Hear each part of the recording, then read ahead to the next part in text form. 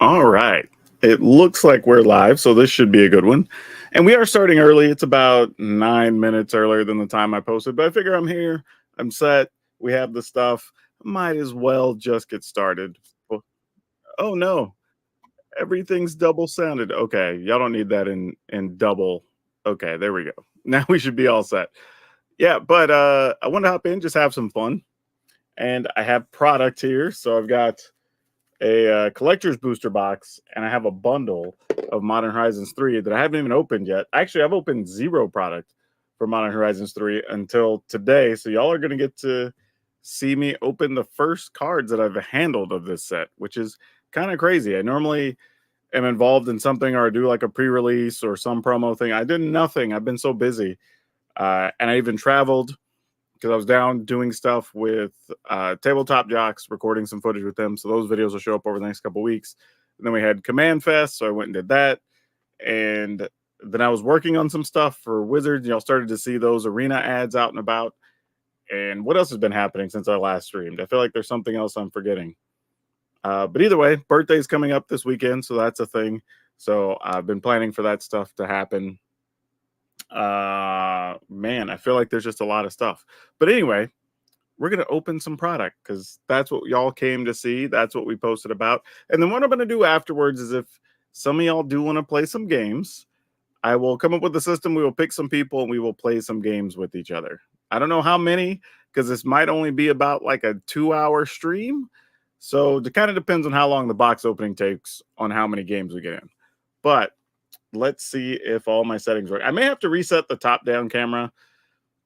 I've had some issues with this camera a couple of times freezing up when we've done this in the past, so I'll just keep an eye on it. And if we have to reset it, we have to reset it. It's not a big deal. It only takes a couple seconds. But I need to make sure I have chat available so I can see y'all when y'all are commenting. So, like, how many of y'all have opened up product for this set yet? Marco says, good morning from Germany. Well, good morning to you, friend. Or for me, I guess it's early evening. It's almost 5 p.m. local time. I'm on the West Coast in the U.S. But yeah, always cool to see people from all over. I'm always surprised. You know, I guess the internet and YouTube make the world a small place, but I'm always surprised that the people come in and they're from all over the world. Oh, Adonis says 2 packs you've opened. Hey, you're ahead of me. This is the first product I'm opening here. So I always feel like I have to try to get as much of the opening on camera as possible because there's always, for lack of a better term, some idiots. They're like, oh, you probably already had those cards. How come you didn't show you open the wrapper on camera? Or, like, because it's convenient, man. Like, I don't want to stretch across the camera sometimes. Like, it's the same thing where, like, oh, Lily says also 2 packs. That must be the hot number right now. Like, I don't know how many of y'all been following me, but I had this collection I bought that literally came in grocery bags. Maybe I'll share the story again sometime because it's been a couple years. But it had a crazy amount of cards in there for being in grocery bags, and value was insane. And I had people genuinely saying that I probably put them in the bags because there's no way I would have bought that collection. Not realizing that me putting them in the bags would have caused more damage than the amount of money I would make from the streams showing you the cards in the bags. So I was like, sometimes people online just make no sense. I'm going to assume these are just basic lands in here. Oh, there's foils and then non-foils, I guess, is how they did this.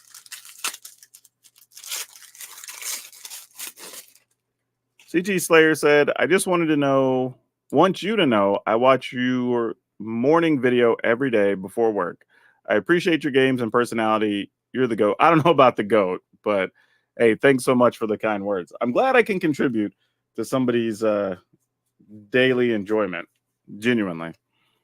Go Copper says, just make sure that when you sell your collection in grocery bags. Yeah, exactly. Sell it in the grocery bags, right? Still one of the craziest things I've ever seen, honestly. Like, and the guy sold them to me as though they were bulk. So I had no reason. Like, why else would I think in grocery bags people were going to have stuff of like significant, like thousands of dollars worth of value? Like, that doesn't make any sense, right? So if you tell me they're bulk and you hand them to me in grocery bags, I'm like, yeah, probably, you know? Ooh, morning from Australia. I have a lot of love for the Aussies and Kiwis, man. I don't know. for those of you that when I really first started getting into content like 5 years ago, those were some of my first viewers, believe it or not, because I was doing late night streams on the West Coast, and that was like the time people get off work in Australia. So it kind of just worked out perfectly that way. Let's just get to the rares, really, because that's all anybody cares about, really, in this is what rares are we getting, right? Oh, what is this? Roshin, Roaring Prophet. That's crazy. I don't know how I feel about these. I guess we call them like profile shots or whatever. Some people really dig them. I think they're a neat art style, but I just don't know if all the like. I have this internal feeling that if we're going to do something special or new or different, I would rather it be used for the most important cool things, because it's weird to have open like a cool thing and then it not have any real value, you know? Like, kind of defeats the purpose in a way. But, you know, to each their own. I'm sure I'm on an island by myself on that one. Picture day at the legendary school? Yeah, it is kind of like that. That's true. It is cool for Commander. Yeah, they don't look flashy. That is very true. They don't look flashy at all. Oh, this card's actually really good. This Raptor, if you're playing anything with what do you call it? Energy. This is actually a pretty sweet card. Saw a lot of those on the Pro Tour over the weekend. Hey, a Flooded Strand. Never going to be upset about that. Like, I don't think I need any more, but I'm never going to be upset about having more of those. That's for sure.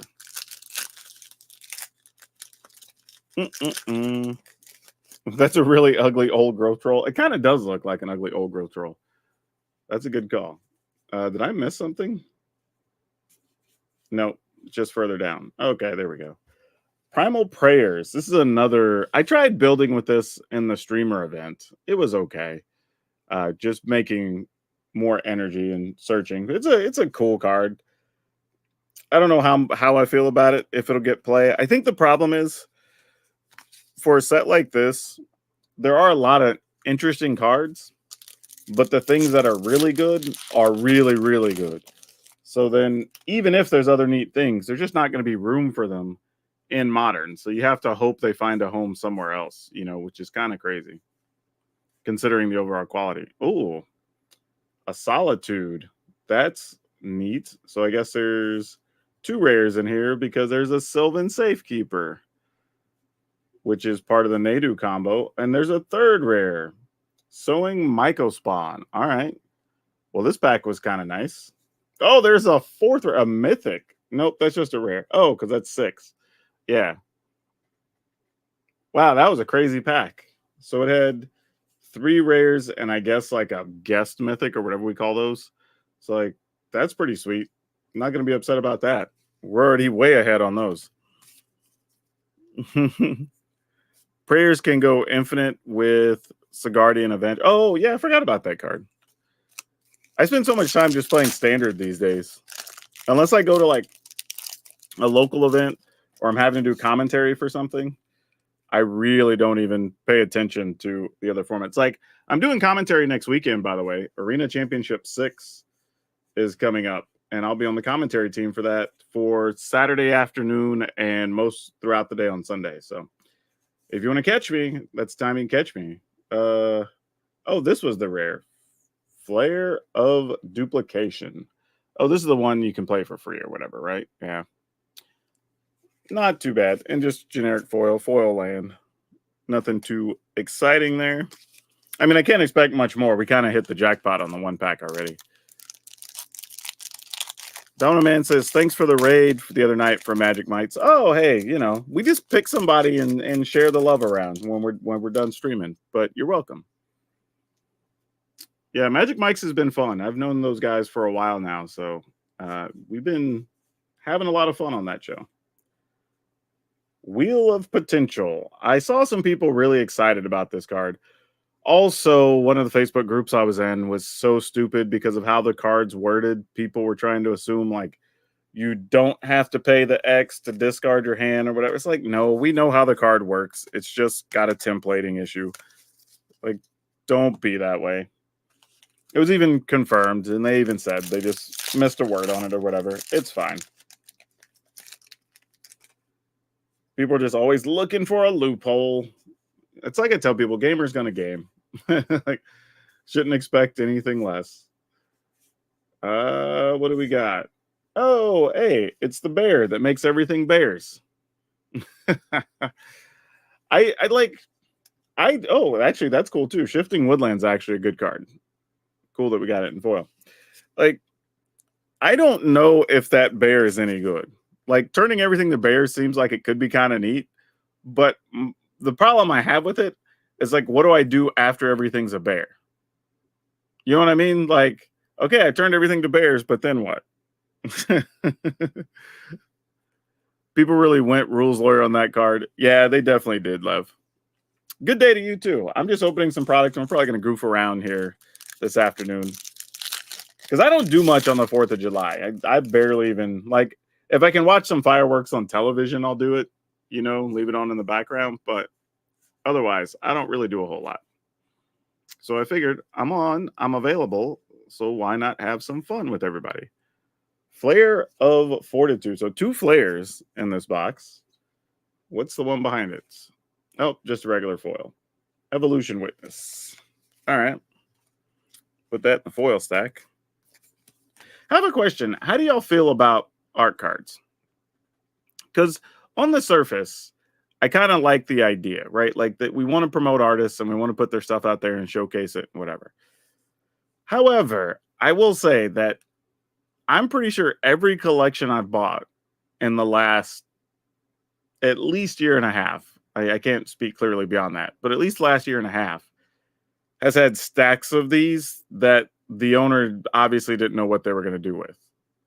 Right? So it's like I've heard some people like to use these as like proxies or something, but I don't even see that use that often.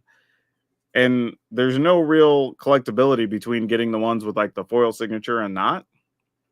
So I'm just kind of in that weird space of, what do we do with these? Right? Like, what's the value of them? Do people care? Table coasters? Yeah, that's rough. Hello, Weasel. How's it going?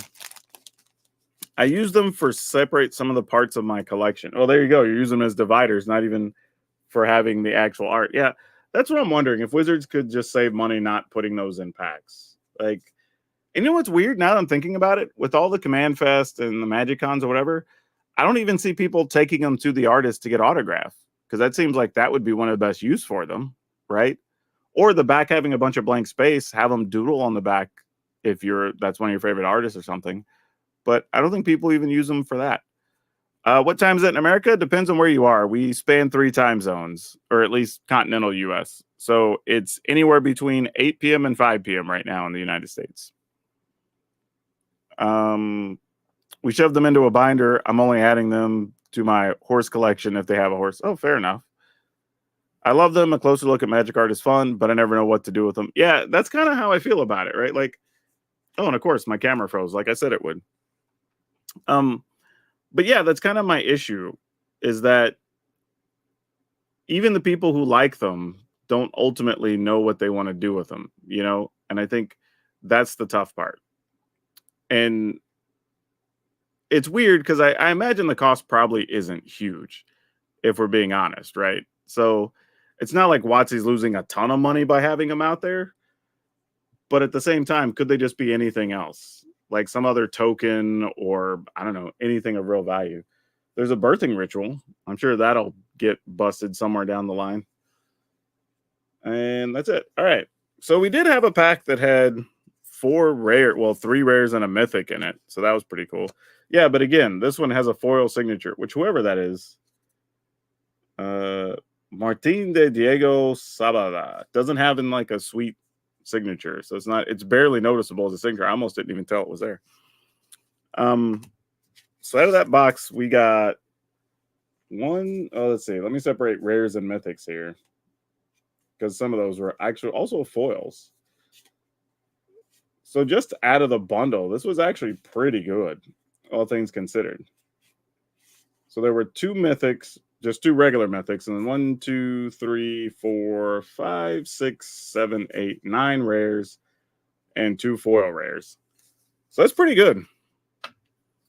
Also, the reason that I think going to play boosters was the right call, because even historically, I always bought uh, whatever the other boosters were, not the draft boosters, but the other ones. I already forgot what they were called. But I used to buy those because I would always come out way ahead on rares and mythics to a significant amount, like oftentimes 30% or more. So just like, why would I ever buy draft boosters if I wasn't drafting? And now I get it though, because if you are drafting, your drafts can end up with, who knows, 3, 4, 5 extra rares floating around, and it gets a little weird. But I don't know. I'll be honest, I haven't drafted in ages. Like I couldn't even tell you the last time I drafted. Like maybe no. I was thinking maybe I drafted for one of the streamer events, but I haven't even done that. I've only played constructed games in those, which is pretty crazy to think about. All right, let me set these all aside, and I'll start working on other stacks. All right, so these are going to be the collector's boosters, which obviously have a lot more rares and mythics in them. And we'll see what we hit, because I have no idea what we're expecting here. Resin tabletops with those under the resin. Like, that could be kind of cool. I mean, I've seen people do that with other Magic cards, so that would make sense. Okay. Let's open these up and see what we get.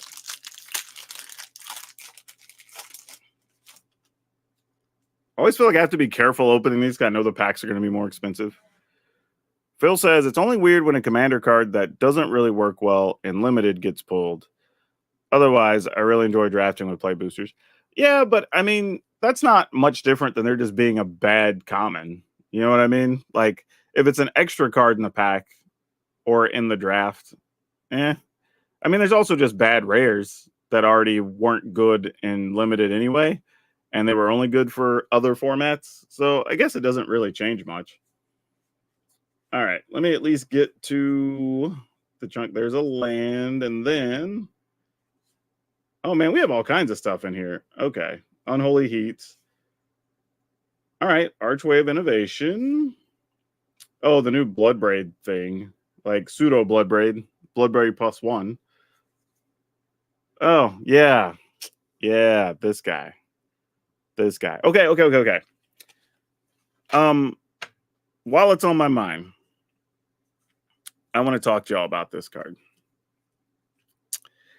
We all saw what happened in the Pro Tour over the weekend, and it was kind of bonkers. I've seen this card played in Commander, and it doesn't often lead to the game being over, but like the following turn usually because the person's board state is so big. But there's a lot of record keeping, and it's not fun for the rest of the table. So I'm kind of curious. How do y'all feel about this card? Like, have you played it? Have you played against it? Do you like playing it?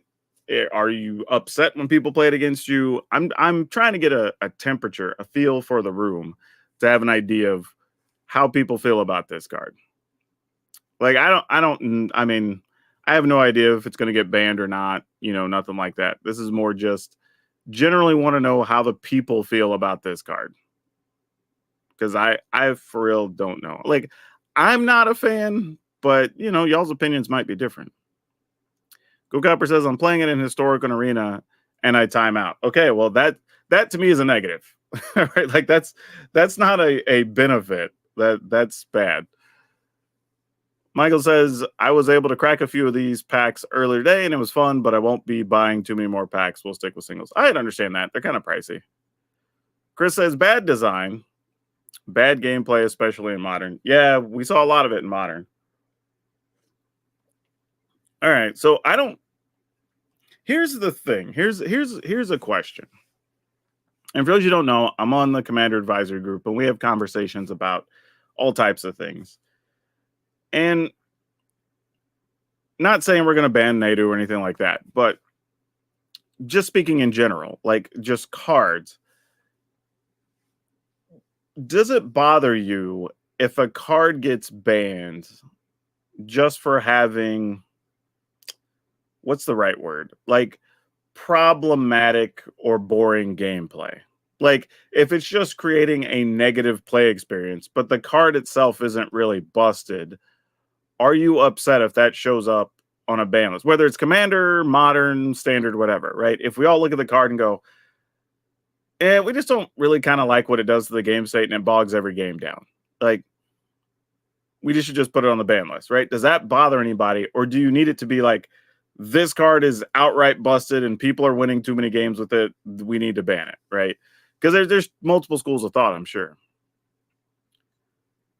Let's see. Mike says, I haven't played against it yet, so I don't know. We'll let you know a week after I get stomped a few times. I want to try it in my group of friends. Don't know how to impact. I've been seeing a lot of hate towards the bird. Yeah, we've been seeing a lot of hate too. Honestly, for 60, ban the bird. For EDH, it's a coin flip for me. CEDH can get a kick out of it. I've heard that's the only place people are, in air quotes, enjoying the card is in competitive commander. Played against it in Brawl with my Buvak deck. It went long enough for me to mill him out. I think it needs to be banned. Yeah, good win though. But that's a deck that probably does play well against it. Kill it on sight, or you need to wipe the board right before they take another turn. Why is it out of bolt range? Yeah, also a good point. Could have been 3 toughness. Actually, there's a lot of things on the card, right? It could have been 3 toughness. You know, maybe the cards only went into your hand, or the land's coming to play tapped, or a bunch of different things we could do to balance this card. Or even just make it 4 mana instead of 3 mana, right? That would have helped. Classic Simic, bad or broken? Yeah, kind of is. Banning is fine if they let us mail it in for a replacement pack. That's true. We could do that. I'd rather let pods self-regulate, but I get if it's tough if you're playing with randoms. Yeah, that's the real issue, Philip, that we have to think about on the Commander Advisor group is not just the general of like, hey, you could figure this out in your own pods, whatever. It's like if you were to show up to an event or to a command fest or whatever, like how many of these are running around to create bad play experiences, right? Becomes kind of the discussion. Watching the Pro Tour, even the Nadu players looked like they weren't having fun. Oh yeah, definitely. Nobody was having fun playing it. Like that was one of my arguments. It's definitely a case I'd be curious to see what the design process of Nadu. That's another thing that kind of makes me wonder is like nobody at WotC seems to like it either. So I'm kind of wondering like how it got to where it did. Feels like that will be self-policing. If no one is having fun, hopefully it doesn't see much play. Yeah, we'll see. We'll see. You left standard once because it's a fairy time traveler. I don't like games with 0 interaction. Nadu is the inner power. Yeah, it's kind of like that. Unfun commanders are fine to be banned. Yeah, that's true. Yeah, so I don't really know. It's an interesting discussion, though. If it's winnings, people... Yeah, and that's the thing, right? Like, you also don't want people to feel that they have to play certain cards to be competitive, right? Like, because let's say if they don't ban Nadu, which I have no idea if Wizards is or not. So, like, let's say they don't ban the card, right? And you play Modern, your choices then become pretty much either do every single thing you can sideboard-wise or whatever to beat Nadu decks, maybe even 4 or 5 cards main deck, or just play Nadu, right? And then you do, but you're not enjoying it. And you're kind of stuck in the situation of you like playing Modern, but there's only really one choice. Especially because understand, between all of the Nadu decks, they did something like 60% win percentage among the best players in the world when they knew that was a problematic deck already, right? So people playing their local RCQs and things like that are definitely going to be playing against competition that's worse. So you have to assume you're even more incentivized to play a Nadu deck at that point, right? Like if I was going to go play a Modern event today and this was legal, like, well, it is legal, like I'd probably try to get the parts together to play it.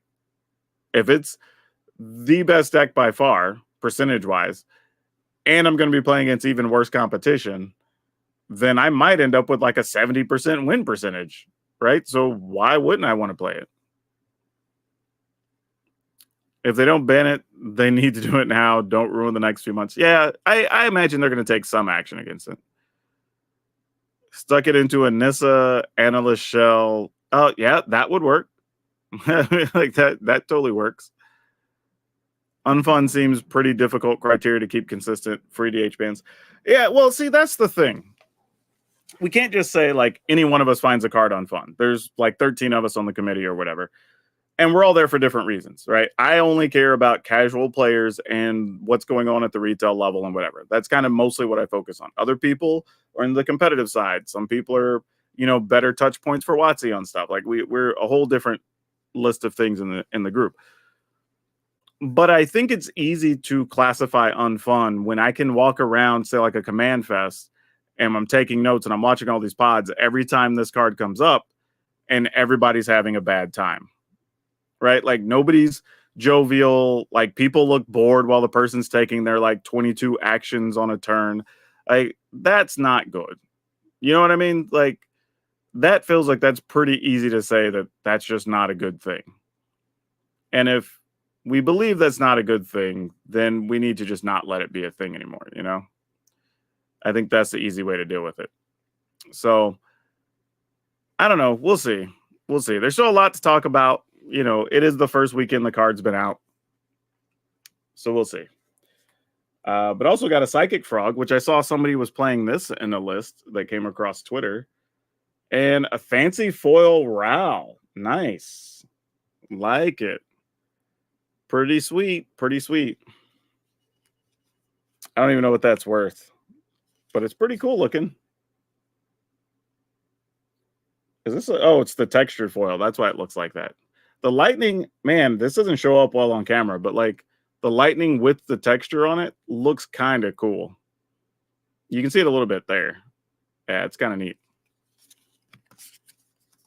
Yeah, so you love the frog. Yeah, I think the frog. But see, the thing is, so that's a fun card to build around and goof around with. Like, I don't have a problem with that. Like cards can be powerful.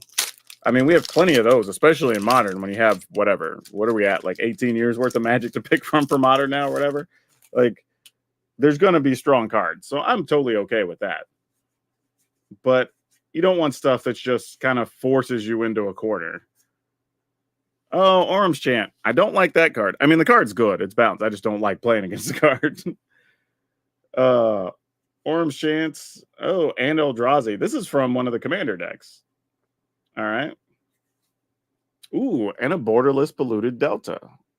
Not mad at that. And what is this? Recruiter of the Guard. I forgot they put this in the old border. Man, this was a nice pack. And a Guide of Souls, which is also really good. So yeah, man, that was what, 5 rares in that one? No mythic. Oh no, 4 rares in the mythic. Crazy. See, if you open that pack, you're not going to be upset.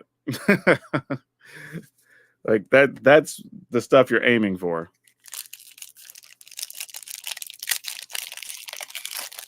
If the bird truly builds fat, it'll be banned by casual players. That becomes the problem though, right? Like that's okay when you're in spaces where there's a lot of players, right? And you have options or even multiple stores. But if you're in a small area where your store maybe only has 30 total players and I don't know, 20 of those play Commander or something. Well, if you have 2 people in that group that choose to keep playing Nadu, then like eventually some people just aren't going to show up to play anymore. Right? So then the store has to take action, which I've done that before in the past, where you have to take action and say, okay, we're just banning this card locally. And then it gets weird because if multiple people are already taking the steps to ban the card, oh, that's cool. Snow-covered waste. That looks neat. Then why don't we just make it universal at that point, right? But again, this is all philosophical discussion. Like it can go every which way. So I don't think there's an outright right or wrong to it. Guide of Souls is MVP this week on Historic Time. Oh, I totally believe that. Ripples of Undeath. Another commander card here. There must be one in every pack. Monumental Hinge. This is actually kind of a cool card. And, Grist. That's cool. Not a foil shiny one, but still very cool. Actually weird that Grist was in upside down. Oh, but we got a textured crazy Emrakul. Another card I hate. Because like anything that like just takes advantage of opponents' turns, all this other type of stuff. Like every Emrakul is just bad. I mean, it's good, but it's just bad from like the feel bads. But yeah, this pack was pretty gross too. But yeah, that Emrakul, that's hot. I'm pretty sure that's going to be one of the more expensive cards we're going to open out of this box. All right. Well, these packs have been pretty smoking so far. Like I can't really say too much. All right. Let's open up another one here. Skip down to the rares. It was cool to see Wirewood Symbiote come back, by the way. Like, there's some fun stuff you can do with that and some crazy elves. All right. Emrakul, the classic case of feels good to play, but not play against. Absolutely. Harbinger of the Seas. I saw some people, was it Nikachu? I think did really well with a Merfolk deck recently. So that's pretty cool. Exterminator, Magmark. Yeah, this is another one from there. Hiragas. I saw this in one deck, and it was kind of neat. I don't know if it'll become a staple at all, but this is also like a weird card to have a portrait of, I guess. Throwback foil null drifter. Actually, that's not foil. That's just regular. Just a throwback null. Wow, it's so faded looking. It's so weird. And then, hey, we got the doggo. And then just foil. All right. Foil tokens. All right. That wasn't a bad stack. Not as exciting as the other two. Yeah, Nikachu really is the Merfolk master these days. I think he can, any format where Merfolk are playable, like significantly, he's probably on it and doing well with it. I just believe that at this point. Like, it would be easy to convince me of that, even if it's not true. All right. This has Kalia of the Vast, which is cool that this was a reprint. Like, mostly for Commander players. Razorfield Ripper. And the Windswept Heath. Nice. We got 3 fetch lands out of these packs so far today. White Orchid Phantom. I expect this could get more play down the road, especially being a spirit. And then this time we got the foil Null Drifters. So that's pretty funny. I thought the last one was foil. This time we actually got the border or the throwback foil, which is pretty amusing. Well, not bad. And this is going to be halfway done there. So it's fun to have Kalia for Brawl. Oh, I'm sure. And seeing Kalia is fun because, like, even though it's kind of powerful, you're at least building around it to play it, which I like. If people have to work a little bit to get the power out of a card, I don't think that's a problem. If it just comes in ready, set, go for power, that's a little bit more of a problem. All right, let's see what all this is. Let's put this over here. And we have Invert Polarity. I don't know if this will actually ever really get play or not. And then a Mythic, technically, from the Commander stuff. A Jet Medallion.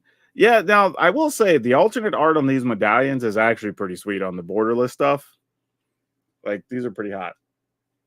And it's also kind of funny that these weren't printed for years, and now we've had, like, 2 printings in the last year, I think. And Kalia, you weren't Nadu, you just seem to sneeze for value. Yeah, the problem is if they even target Nadu, like, you still get you still get a trigger off of it, right? Because they targeted it, which is the worst thing. So they still get a chance for value, even if you try to kill it. Endurance, however, is really cool. And Power Balance. I'm sure somebody will try building around this before too long. But yeah, the incarnations are all pretty good still. All right. Let's see what else we got going here.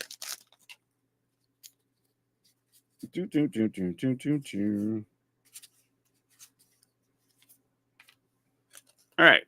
Devourer of Destiny. Ooh, like, oh my, well, that's actually like cool because we actually got it in the textured foil stuff. This card was I played against this thing probably 3 or 4 times over 4 days. Like, this is definitely one of the more popular Eldrazi commanders now. Like, so if you haven't played against it, you probably will. Archway of Innovation, Pretty sweet. Another Wheel of Potential, this one with the throwback border. And then a foil Harrogast. All right. Not too bad. I could live with that. That foil Ululek probably, I wouldn't be surprised if that's worth a little bit. I'll have to go look that up later. Ululek I played and disassembled it. It's great, but the mental math with the side. Oh, yeah. There's a lot that goes on with that card for sure. But again, like, it's powerful, but not insane. Like, you do still have to have the right cards in hand and whatever. So, like, it's fine. It's just a nuisance. Ashland. Kind of a sweet card. Horizon of Progress. This is one I generally wondered how much play this card would get, right? Because you can tap it for any mana, basically, which is cool. You can put a land from your hand onto the battlefield, so it allows you to ramp up a bit. And then you can also draw a card. Like, this just seems like it just go into a lot of commander decks. Like, I remember when I read that, I went, all right, so don't a lot of decks just play this card outright? like it's always some amount of value. So it's like, seems good. Ooh, Alayla, that's pretty sweet. Ripples of Undeath, borderless, and then we have a borderless one and a regular one in foil. And then we got the doggo in the textured weird foil. I don't know how good that card even actually is. How do I feel about playing against Ululek? It actually wasn't that bad. Like, again, I don't like Eldrazi as a whole, mostly because nothing the Eldrazi do feel fun, I would say, as far as the game state. But it wasn't, like, insane. It was just a good commander, right? You knew what was coming behind it. You knew what to prepare for, and either they got you or they didn't. And of the ones I played against, only one won the pod. The other ones all lost to various things. In some cases, it was 2 or 3 people ganging up to take the person out because, you know, you do what you got to do when the crazy cards show up. But that's the risk you take playing something everybody's afraid of. Shifting Woodland, I really like. Eldritch Immunity, I think, is a ridiculous card, but a very good Magic card. Kuro, we have the borderless, I guess, profile shot of the bear that makes bears. And that is a beautiful Windswept Teeth. A little too on the nose. It looks like wind's actually blowing the tree over, but really cool, though. Oh, and a foil borderless Windswept Teeth. Wow. That was cool to get those back to back. Yeah, that was a good pack. Ooh, that was hot. Man, I'm going to have a lot of extra fetch lands now.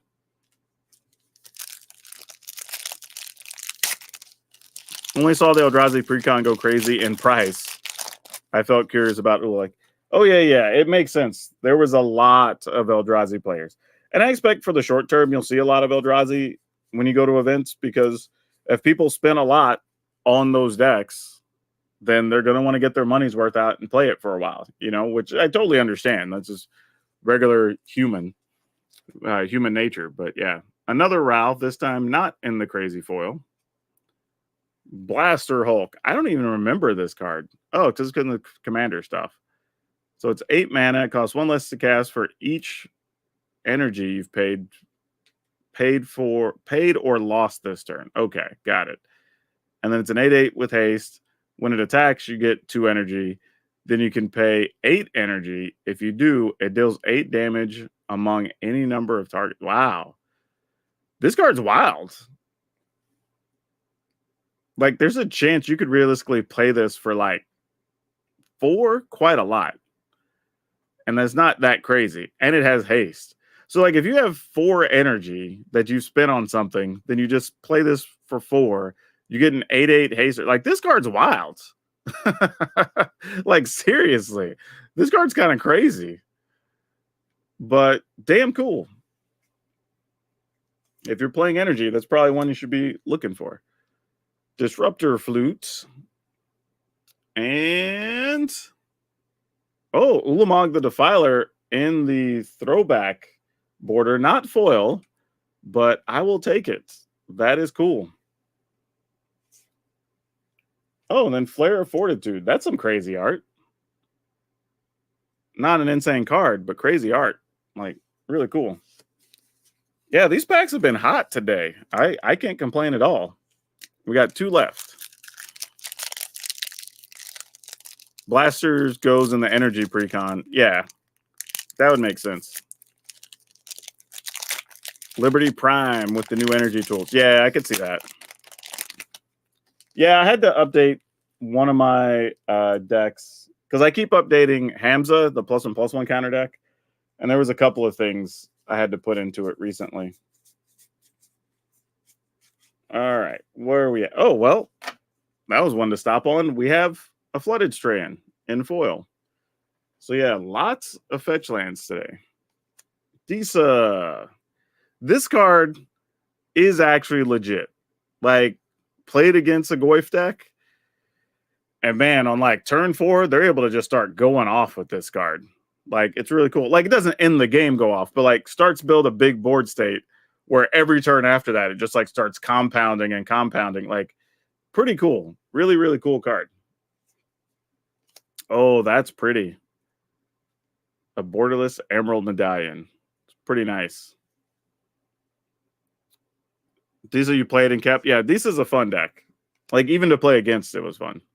Strict Serenade. This is a cool card. And a foil jet medallion. All right. Not too upset by that. That is a good run of stuff. And then the last pack. I can't even be like, last pack, let's get something good. We've already had a bunch of dumb packs. So like, this is probably going to be anticlimactic because we've kind of opened most of the big cards already. I'm not sure what else there is to look forward to. All right. We have yet another Phoenix because we keep making Phoenixes in Magic. Yo, I read this as Sunken Place for a second. Oh, man. If you've seen the movie, you know what I'm talking about. Get Out, by the way, is a great movie if you hadn't seen it. White of the Reliquary. I actually saw some people playing this both in Commander and in Constructed. So this card might actually have a real chance. This card, I think, also has the possibility of having a real chance. Wrath of the Skies is really cool. Really, really neat card. And Ensker Iron Eater. What the hell is this guy? I don't know. He's a throwback in foil. I'm not excited about this one like I was several of the other cards, but he does have affinity for artifacts. So there's that. So yeah, we ended kind of on a low note, but man, those packs overall were stupid good. So yeah, I'm going to clear off some of these packs. So at least not making me sad on my desk. That is the one thing when I do pack openings on screen, I just end up with like piles of wrappers that I have to pick up after I'm done streaming. All right, let's switch over to another screen for just a second. While I clear up some of these cards. But like, look at this from the bundle and from the collector's booster box. All of this, all the rares and mythics, like that's an insane amount. And not only that, we hit most of the good cards. Like we had multiples of a bunch of the fetch lands, like most of the legends we were looking for, Eldrazi in the special borders, and even textured foils. Like that's just sick. Yeah, I can't complain about that. And I still have to go through the commons and the uncommons because there's actually a lot that are playable in this set. So I have to go back through and see. I'll probably figure out what the value is worth at some point. But yeah, that's pretty crazy. Pretty crazy. Oh man. Also, I have another question. Because I've been spending a lot of time working on, I guess, depending on how you want to call it, rotation ready or rotation proof. But basically decks that are already set to go for the new format. And it's a lot of work, y'all. Like to go through and pick cards and try to guess what might work and what won't. Because I know that people are going to craft cards for those decks. Because that's kind of the purpose of doing it, right? So they can find a deck they like. They can either craft or if they're playing in paper, go buy those cards and know that they're mostly good going into the next set. Now, I do always preface it with, we don't know what's coming out in Bloomborough. There'll be a couple of cards we probably want to replace or whatever. But generally, you can play those decks. So I'm trying to put extra thought into it. But like, do you enjoy watching those types of videos now, even though Bloomberg doesn't come out for what, 3 more weeks, I think, according to the calendar? So, like, is it worth it? And I guess really we're only what, 2 weeks away from the early access events or something, streamer events maybe. So 3 weeks. So, like, should I still keep making regular standard decks, or do people enjoy looking at the early, I guess, rotation proof stuff? Because so far there hasn't been much difference in view count. So it's not like it's hurting anything, but it's not particularly helping anything. Now, I do know how the internet works. At some point, when people start looking for stuff for Bloomberg, they'll probably go back and see rotation proof stuff, and then they'll want to start there and then add on so that they're not looking at old decks or whatever. So there is that. Nope, I literally have played 0 games of Timeless. That's just not true. I've definitely played 0 Timeless. I've played a handful of Historic. But on my channel, those get way fewer views. I think of the like 3, 4, 5 attempts I've made, only one has had any significant number of views. Like, people just don't watch it. Even when I played an elf deck that literally went undefeated, I'm like, if you just want to play elves and not be stupid, just like play this version. And like, people still didn't even want to watch it. I would say to both, you've been watching the rotation proof and the well, that's fair. Say rotation proof, but honestly, I can see you wanting to play some decks, giving them a last hurrah. Yeah, that's the thing. I think like right before rotation, I might be like, hey, this is my last chance to play with King Darien Extra Large the 8th, right? So that'll be a thing. And then, get one more deck in with them or something. Like that I might do. Or I might even do a stream where I just play some cards that are rotating out or whatever, just to have some fun. I've enjoyed the creativity in an already limited format. That's right. It's not even, that's the thing. Like, this is the first time we've gone into rotation where it's really not that limited, right? Because we still have 3 years of Magic cards to play with. Like, it's a lot of sets when you go look, like, so it doesn't feel super limiting. It's just that, like, oh, well, this card's really good. Like, can't play with like Wedding Announcement as an example, right? Like, that's a good card for some of the token decks and stuff. So, things like, yeah, Fight Rigging's another good example. That's a good call out. Yeah, Wandering Emperor, I think we're all tired of seeing. Like, and Wandering Emperor is a good example of kind of what we talked about earlier, right? Like, I played the card because it was like, well, this is the best thing to be doing, and I'm stupid to not play it.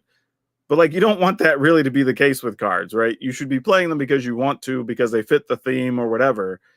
But you're just like, this is the best thing to play, so I guess I'm going to play it,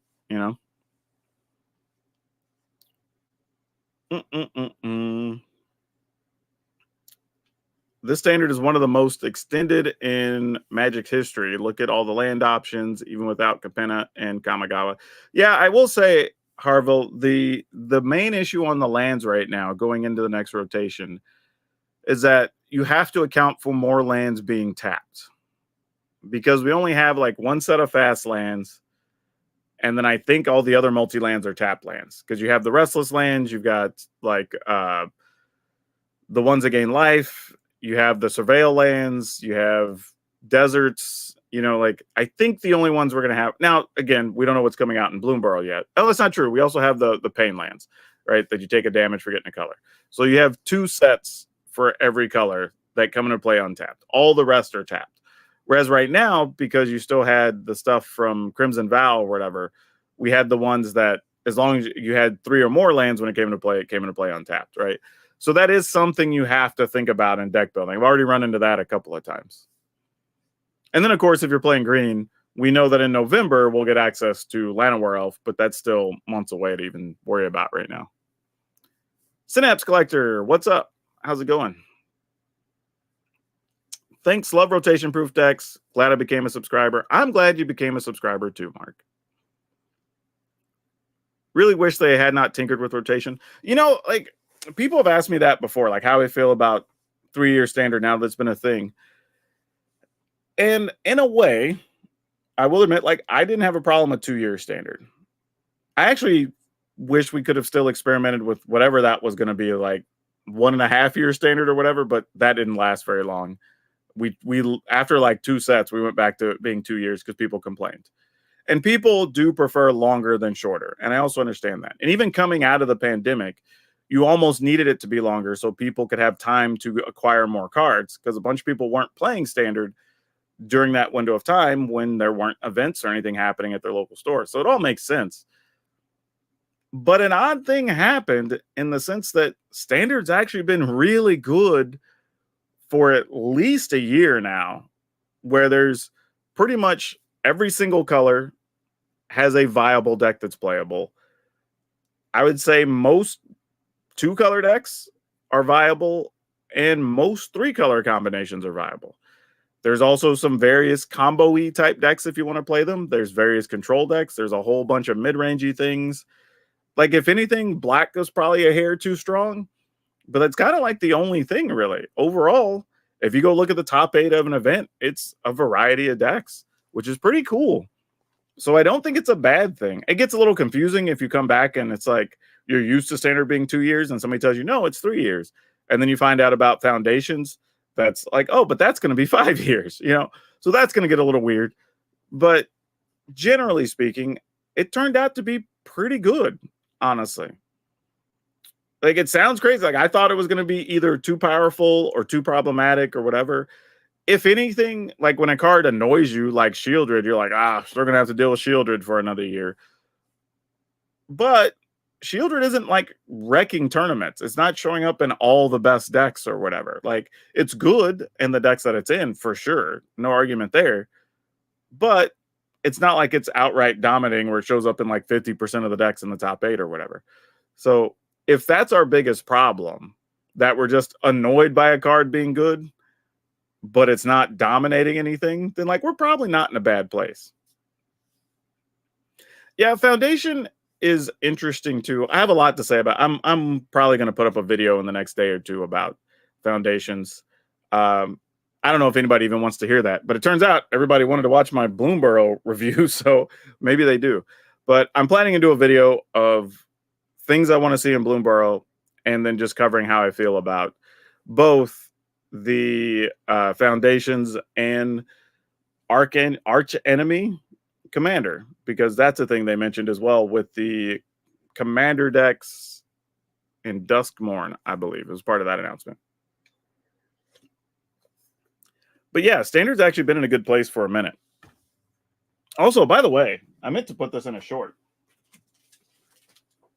but I'm telling y'all need to go to your local stores and play Standard, because I got stuff like this. I don't even know if I can show it on camera.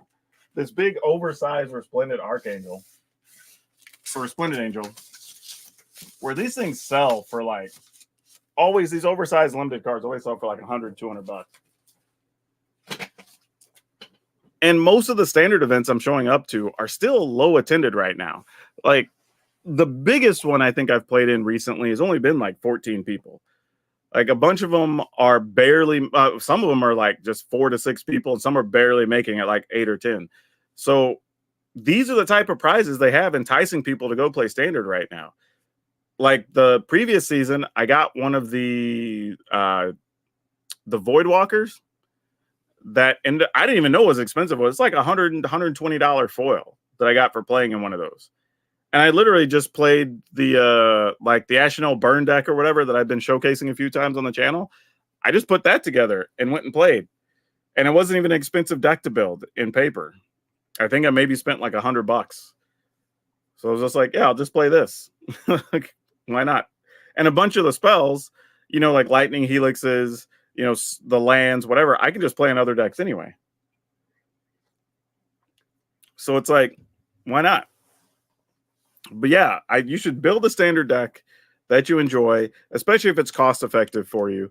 And then when these events pop up, just go play once a season or whatever. Go to your local store. That's the thing. Like, even if you don't have people to play, like if you go look in the store locator, would you just go to locator.wizards.com? Look up all the stores in your area. A bunch of them are still scheduling these events. Like, and almost all of them that I went to, even when the events don't make, they're still giving all the stuff away. So if there's just like 4 or 5 of y'all that show up, they'll let y'all play round robin or whatever, and then just give stuff away. because the stores would rather encourage people to just show up and at least get it kickstarted and going. And they already have the prizes to hand out anyway. So just like show up and get your, if nothing else, get all the promo foils and stuff and just have them. Did I ever comment on Assassin's Creed or any relevant cards in it? Maybe. I think we did it on Magic Mike's. We just each picked like 3 cards and talked about them. I mean, there's not a lot to say about Assassin's Creed. It's only really as far as new cards, what is it? Like 60 new cards? Something like that. It's like 60 new and like 40 reprints or something. It's a pretty small set. There's really not a lot to, there's not a lot to talk about really on Assassin's Creed. And I never played the game, so I strictly just commented on the cards. Yeah, Standard's almost monetarily viable. That's fair. It's a fair statement. Like if you're not playing like Shieldrids, because that's like the most expensive card in Standard. I'm looking right now and thinking like, I just bought some stuff for a mono green deck. Actually, I bought enough cards so I could build it as mono green ramp or mono green token +1/+1 counters. And getting all the stuff I didn't own already. I'm trying to think what I have in this stack. And other stuff I could trade for. I would say in total, even the stuff I traded for, if I add minus the Vault-Born Tyrants, because those are a little bit expensive. Those are like, I think those are like $13 or something. But everything else was very cheap. Like, I don't think a single card I bought otherwise was more than $4. So like you could totally build the mono green type decks. If you had nothing, I would say you could probably build some decent ones, because I even made an order that was like splitting between deck types. If you focused on one, you could probably do it for the ballpark of $100. And that's if you had nothing at all that goes into that deck you want to build. I'm sure others, like the life gain decks, are probably pretty cheap. Mono red obviously is cheap. I don't even think mono red has a single card that's worth more than, that's not true. The slick shots I think are like $6 or $8. Like everything else is super cheap, so you could build those. Like some of the control decks are probably pricey because of the variety of lands you need to play. I think that could be an issue, but other than the lands, probably not too expensive. Like that's kind of the issue we're in right now, right? With Magic as a whole, but also Standard in particular, is Wizards is making a lot of versions of a lot of these cards. So there's still a collectible version. If you want to go get the $15 version of the card that's super rare, or you want to get the serialized version or whatever, like that's still a thing. But you can still pick up most of the cards you want for just a couple of dollars, right? Or less. A bunch of them are 50 cents, 79 cents, right? So you can build Standard decks fairly cheaply right now, depending on what you want to build. I mean, some might be slightly more, but if the bulk of your cost is in lands, that's fine, because a lot of those lands will transfer to other stuff. And you now have the benefit of a bunch of the cards you're buying are still going to have 2 more years plus in Standard, right? That's another big benefit. Flavor-wise, Assassin's Creed is a beautiful set. Oh, yeah, I'll agree to that. Like, it looks cool. The art was well commissioned for that, for sure. Your mono green list is like $65 and does quite it. Yeah, that's exactly what I was thinking, Cowper. Like, you could build either version for under $100, I think. Like I said, if you go rampy, it may cost you a little bit more because of the Smuggler Surprise and Vault-Born Tyrants. But even then, you're probably not going over $150. So, like, that's still worth it. Actually, it might even still be less, because your ramp creatures like Loam Speaker and Scrap Gorger or whatever are actually pretty cheap. So that probably won't cost you much. Even the Surveil lands are pretty that's true. Those aren't expensive either. So yeah, I don't know. It's interesting. I think people that don't play Standard aren't aware of how good the format is right now. The other is that they don't know how affordable it is. Because it's always been funny to me that people that'll say like, I don't want to spend the money on Standard because I'll just waste money and have to buy it again or whatever, when they're literally just walking into the game store and going, here's my 50 card list of things I want all in foil for my Commander decks. And then they're building a new Commander deck next month, right? So it's really just perspective. But yeah, right now, Standard's actually in a real good place, for sure. And there's still a lot of standard tournaments happening. I see a lot listed on MTG Melee. Pretty much a bunch of the conventions I've gone to have had some standard stuff that you could play in. I think there's a PTQ, RCQ season, whatever we call it now, that'll be coming up later this year. That's going to be standard as well. There's standard store championships that are happening everywhere, at least once a season. Like, and the prizes for some of these are big, considering the entry fees and stuff right now. And again, you may not even have to play against more than just a handful of people to win the prizes. And if you don't win, all right, cool. You got a bunch of promos and stuff for basically nothing, just showing up. And what I've noticed is if a couple of people show up, then the next time a couple other people are like, oh, well, they got to play for these prizes and there's only like 5 people. So I'm at least going to build a deck. So then the next time I show up at that store, it's like, oh, there's 2 more players. And now we have like 9 people to play with. All right, cool. And I expect that's going to be the thing for a while till you get people used to playing in standard again. Unaided Foot says, I'm new and want to play standard. I'm coming over from arena, but my friends play commander, and that seems like a long game. Generally, yeah. Like if you sit down for a game of commander, barring if you're playing high-end competitive commander, which some of those games can be like 25, 30 minutes, usually you're signing up for 45 minutes to an hour, maybe even up to an hour and a half for a game of commander. That's just kind of how it's going to be. And for a lot of things, some people have gotten into commander just because they couldn't find other people to play with, right? And if commander has kind of become the universal casual format. So wherever you show up, if you have a commander deck, you can find people to play with. So it's still going to take people a while to get back in the routine of standard. And because people forget, while standard got played a lot, standard was basically the default competitive format for a lot, right? It was what people played at FNMs, is what people played it for qualifiers, it's what people played in regionals, right? But when those didn't happen for 2 to 3 years, right, because of COVID, well, now people don't have standard decks. And now that process has to start all over again. And that's why you've seen Wizards making all these extra efforts, trying to showcase more stuff, upping the prizes for those events. Like, speaking of, did y'all see the Cowboy Bebop promos they have coming up? They're going to have a different promo, I think, each month between like now and like next April, or I think starts in August or September and goes all the way to April, I think. But they're cards that have that, like, it's not monotone, but like the black and a single color, kind of like they do for all the stuff for Cowboy Bebop, but it features that artwork from the anime and stuff. So like that's actually pretty cool. And those I'm sure will attract some people, and those will be worth a little bit. And again, you'll be able to show up to your local store, just sign up to play. There probably won't be that many people, and you're going to get some worthwhile promo just for being there. So might as well. No, they're not Japan only. I am 99% sure I've even seen those in English already. They will definitely be. I'm going to go look them up to be sure, but I am pretty sure those are everywhere. Cowboy Bebop MTG promos. Let's see. Yeah, because they made an announcement back in April on the 24th. Yeah, they even show all the cards when they'll be available. Beginning August 2nd, you can win a Cowboy Bebop promo card playing in weekly Standard Showdown events at WPN stores. There are 5 special promo cards, all of them traditional foil. Each will be distributed during these Standard Showdown events beginning in August 2nd to the 19th of September, September 29 to November 7, November 15 to January 30, February 7 to March 2nd, and then April 4 to May 29th. And they are Ossification, Disdainful Stroke, Go for the Throat, Lightning Strike, and Snakeskin Veil. I will post the link in the chat for everybody to have it. For those who do not know what I'm talking about, you can actually just have that. So yeah, they will definitely be available for sure.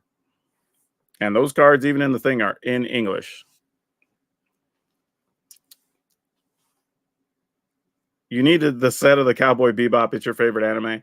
What's funny is I don't watch a lot of anime, but the ones I've enjoyed are all old. Like Cowboy Bebop, I enjoyed the music more than the anime. But like Rurouni Kenshin was one I watched, I think, all the way through, which was really long. There's a few others from that space, though, around that era that I watched quite a few. Because I had a bunch of friends that were in anime, and I think I watched a lot with them. But I've seen almost none of the new stuff. Even though some of it looks sweet, I just, but I haven't watched much of many shows, to be honest, because I've been so busy making content for you folks. All right. So, all this being said, why don't we see? Let me hop over and see what do I got going on in the arena. I didn't even think about this though, y'all. Like, are we trying to play regular standard games today? Are we wanting to play with? Well, people probably don't have their rotation proof stuff yet, do they?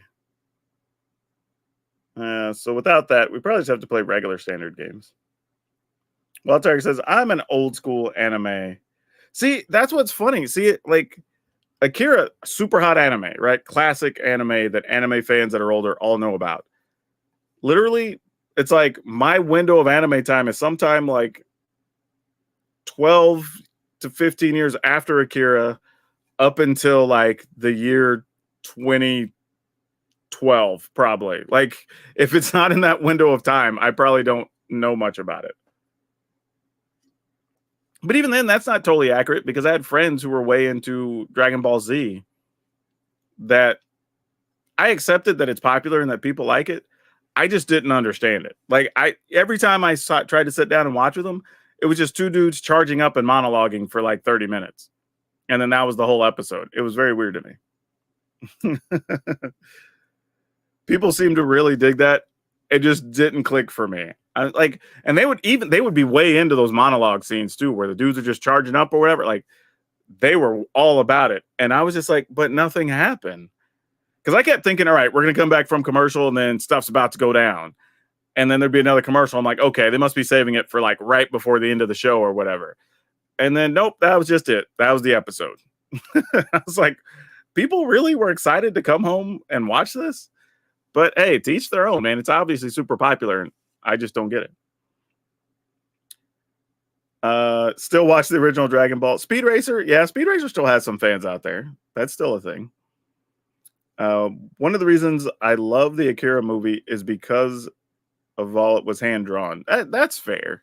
That is a thing too. Like animation styles as a whole have definitely changed. Okay, so some people just like the lore. That's true. That's true. Some people do just like the lore about a lot of things. Like, there's some stuff like I enjoyed the story, but really didn't care about the action stuff. Like in Magic, I enjoy the game. I mostly ignore the story, right? But there's other people who love the story and the art and don't care about the game. So, like, totally viable. Okay. So I think we should play a couple of games. So let me see what I've got here. I've got a few people watching on Twitch. We got a few people watching on Facebook. We got people watching on YouTube. Trying to figure out like the easiest way to grab everybody and get some games in here. I think we might do it through the Discord. We might just let people post up. Let me see. I will put the link here. Let me go snag that. And then anybody who wants to hop in, we can start a queue. I think that'll work. I don't think we're going to get a lot of games in. Like I said, we're probably going to play for about an hour. So maybe 5 games, 6 games, depending on how long they take. But we'll see. All right, so we're going to give you the link here. And then I'm going to go into the Discord. I'm going to start a thing in the standard section. And let's put streaming game queue starts here.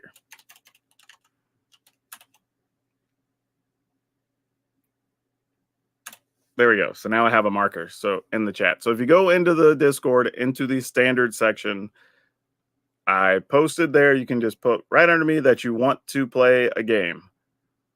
And then we will get you in there. Oh, we're just going to play people because I have a little bit of time. So why not? We'll probably do another deck queue. I don't know when I'll do another one. I kind of wanted to do them every couple of weeks, but with a new set about to drop, I don't know if me helping somebody with their deck would do a lot of good because if they go and craft all those cards and stuff, you know, they may not be able to use some of them. So we might do one. We'll see. But otherwise, we'll just probably do some stuff after Bloomboro drops as far as that goes.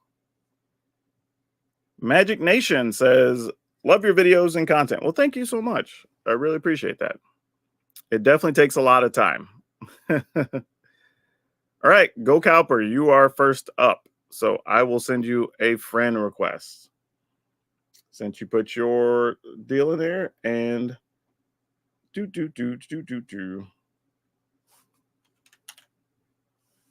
sent. It says it was successfully sent. We'll see if it's successfully accepted. Why not come check out my channel when you get a chance? And when does how does Curse of Silence work?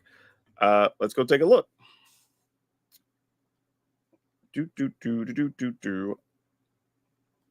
Let's talk about Curse of Silence. It helps if I spell stuff right. Oh. All right. So Curse of Silence. You enchant a player, so that part's obvious. And then when it enters the battlefield, you choose a card name. So you just pick a card. And you usually the window comes up, you just type the card name in. And then spells with the chosen name that player that you enchanted casts costs 2 more to cast. And then whenever enchanted player casts a spell with the chosen name, you can sacrifice this and draw a card. So basically, you play this on your opponent because you're playing 1v1 on Arena. And then whatever card you're worried about them playing, you can make it more expensive. So let's say you don't want them to play, I don't know, trying to think of something. Farewell, right? Because you don't want all your stuff to get swept and exiled. So Farewell, instead of costing 6, now will cost 8, basically. And then if they do cast Farewell, you get the opportunity to sacrifice this and draw a card. Or you could leave it out there, and then the next time they play Farewell, it'll still cost 8 instead of 6. So nothing too complicated, really. We'll just do best of 1 standard, Cowper, since that's mostly what I feature on the channel. Play Chthonian Nightmare. I don't even remember what that card does. It's not in standard, apparently. Or I'm just missing it. Yeah, it's not showing up as being in standard. So I'm going to assume that's not a thing.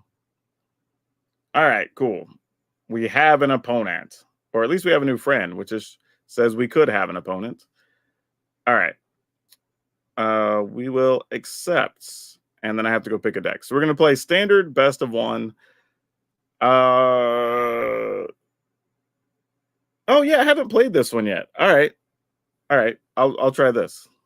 This will be fun. Warehouse Tabby is a cute card. Oh, it's a Modern Horizons 3. Yeah. I haven't played any Modern Horizons stuff except for the streamer event. You know, no black mana makes this hand kind of suck, but I'm gonna keep it.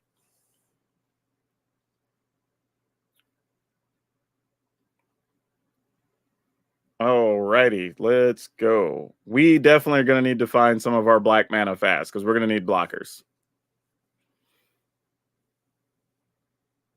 Oh, we're just going to get... Oh, I thought we were about to just get wrecked by a great mono green start.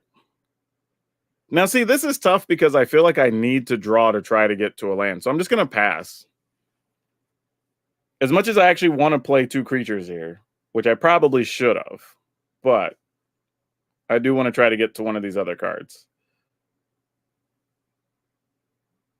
Yeah, I was going to say, you get a free attack here, buddy. Plus, I'm kind of out of lands out of hole, so any land is probably good here. Hey, that's a real good one to find. All right. So now the gamble is just... Well, you don't have anything big enough to fight yet, so this is fine. I mean, unless they go land Archdruid's Charm, and then I'm wrecked. Oh, I bet he has it. If it's Archdruid's Charm, we are so toast this game. All right. Looks like it may not be. Or maybe it is, and you just want to see if I'll block first, and then you get to take out something. I'm still not blocking. I'm just going to risk it. Okay. Don't have it. That's good. Because man, that could have went sideways real badly. Okay, now what do we want to do? We have Song of Totentans. We've got this. We could go Inspector Rat. I kind of like that. And then Inspector, take a point, gain a point. And then Rat. And I think I will attack for 2. Like, it's not crazy exciting, but I got to get some offense in there. I mean, if we can stick Archangel Elspeth, then we can at least start gaining life. This guy does not have trample, but he does have other keywords we don't like to see. So let's triple block this knucklehead and block this guy. And I think we're okay with that. All right. And now we get Elspeth or Lord Skitter. Get a 3/3, get a 1/1 that can't block. I think I'm just going to go Elspeth here. Because we also get a life linker out of the trade. And then attack with this, because we can chump block with the other things if necessary.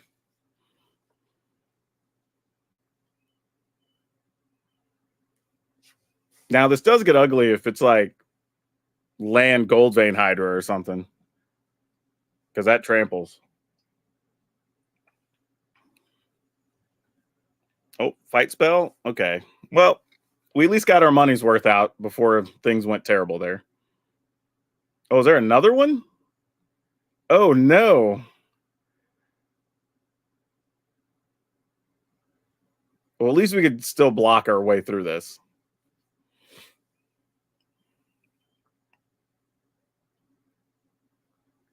Okay. Well, we know we're chump blocking. This was all part of the plan. All right. We're all playing standard at this moment. So only playing standard games, really. All right. So they did have another hard-hitting question. Wow.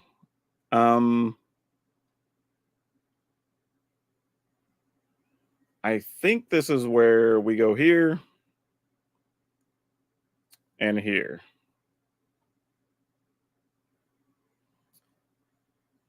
And they've used 2 hard-hitting questions already. So I'm going to start contemplating how we can actually win. Because Song, if we got another land, could be for 3. And then we could give Lord Skitter flying, technically. That's 5. I mean, we're kind of close. We're kind of close. All right, no attacks. Wasn't worth, because I'd have to attack with both, knowing one gets blocked. So, like, it's not an efficient attack under the circle. Oh, but another hasty body sucks. Oh, that's bad news.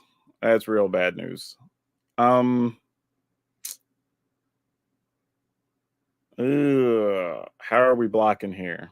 I think we're still just chump blocking. Actually, you know what? I don't think I can give everything up.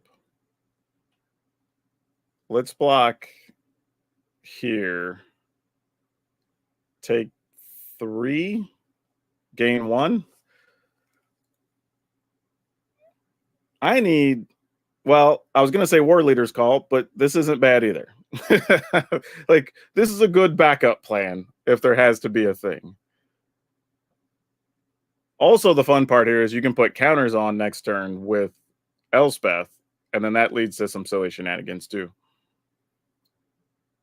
All right, so we'll just remove that. We'll attack with the rat, since those can't block anyway. Get some incidental points in. All right, and then we're going to try to go for it next turn if our Anim Pakal lives. I think this is the only play we can make here. Oh no, why was that the creature you drew? Okay. Okay. All right, so I got to block a 6, block a 4, and I have to block a 4. Oh, that sucked. Almost anything without haste would have been fine there. I think we're still okay, maybe, though. You can still block one thing. All right. Well, I think we have to block like this and go to 3. All right. Now the question is, oh, it's a tap land. Dang it. So I can get 1, 2, 3 attackers in. No, only 2 more. So then I have 3 attackers, put 2 counters here. Now that's not nearly enough.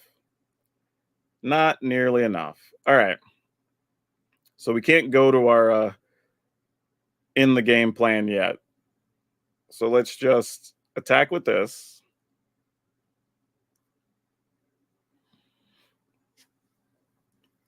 Now we know we can block 2 things. We can block 3 things. Go to 4. I think I'm still dead. No, I can block 4 things. Well, it doesn't matter because they're all 4 or bigger, though. This is bad. I probably should just put the counters on Anampakal. All right. Oh, that's not true. Not true. No, because that'd be exactly 4. Dang it. Like, there's no out here for me that's good. This is all bad. Yeah, you got it. Keep swinging, buddy. Keep swinging. That's what I would do. All right, let's see what our other card is, just in case. Well, all right, so we would only have 2 tokens remaining.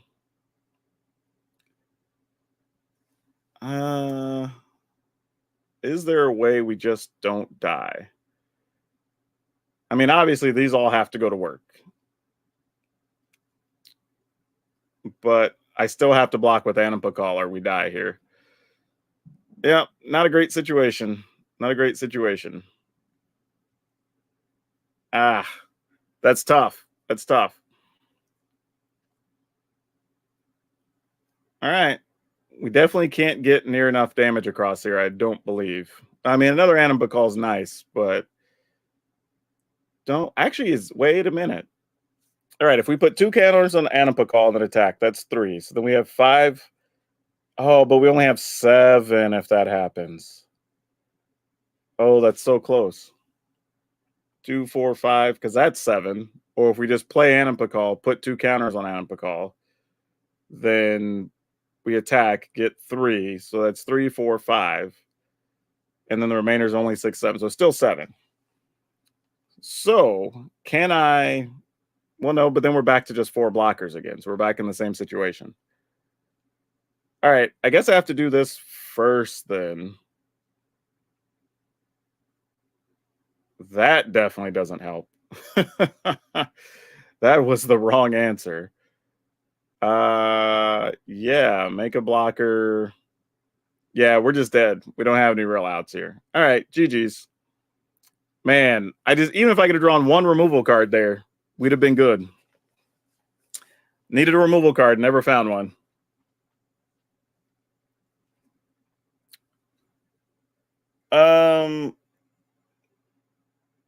What are you saying? Some of the current planeswalkers in standard looks underrated in a lot of cards. I think the reason, one of them commented before, is the enormous amount of choices. I think it's just a matter of the planeswalkers eventually went from being ubiquitous, like this fits every deck of this color, to doing a very specific thing, right? Like Jaya is making 1/1s that have prowess or whatever, and it's looking for spells. Or Chandra is really big and wants you to play a spell heavy deck because like she copies spells. Or in the case of Ashiok, it's exiling things to put the counters on the shadow creatures or whatever, right? Like they don't just go straight up over the top like the other ones did. Oh no, Cowper. It's like literally, I was just looking for a removal card and I just never found one. That was my biggest problem. Like even if you didn't get your removal cards, I think you still were going to win that one the way things unfolded. Like I was struggling. All right, let me go hop in the Discord and see who else is up. We have Red Celtic Dragon is next up.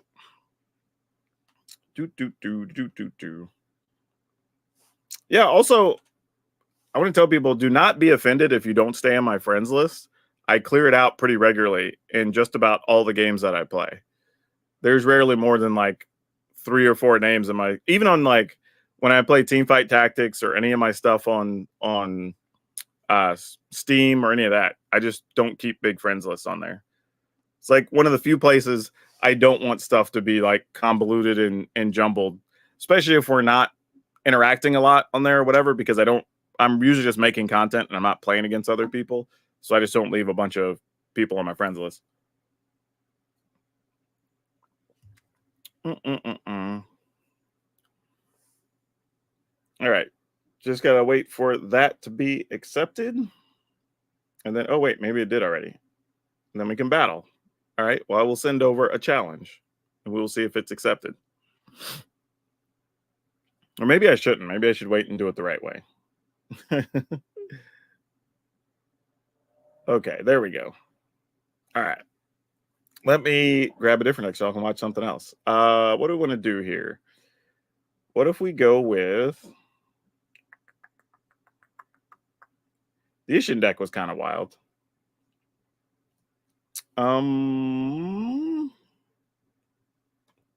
Trying to find something that's we haven't done the dinos. Actually, I have this weird Simic aggro deck. Let's play this. This is one I've been messing around and testing.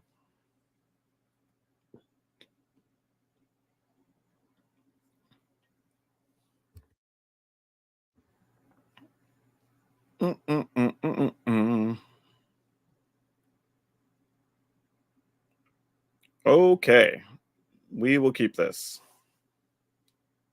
What's funny is I'm just loading these decks in because I've been testing so many, putting so many lists together. I don't even know what's in all these lists anymore.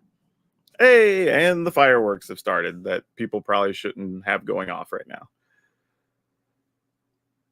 Okay, I'm gonna go here because I can still like scrap Gorger and then fight something next turn and get an attack in. And then we can consider what to do with Railway Brawler. You got it, fam. I think I'm going to do this. And then we're going to do this.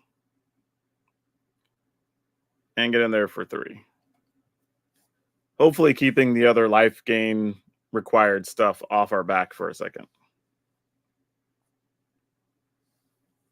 Ah, because it's a War Leader's Call deck. It's not what I thought it was at all. Well, go figure. No blocks. So now I'm wondering, do I need to... Oh, well, crap. That's not good. All right, I guess we're just going to go ahead and play this. If you die, you die. That's just the way this is going to be.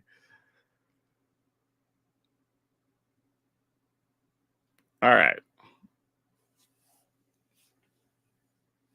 Brawler dies, brawler dies. Cost of doing business. Because our hand's real bad. We're going to be searching for creatures to help us out. All right, good news is we can safely block here for the most part. I think I am, and if there's anything that just kills our dudes, they just kill them. We're okay with that.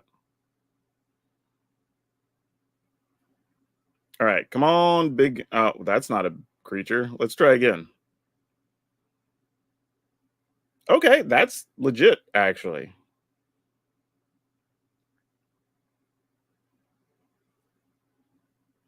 So it comes in as a 6, and then we get to shoot them for 1, and we get to go search for a land, which is a vine stalk, which is great. And then we will attack these.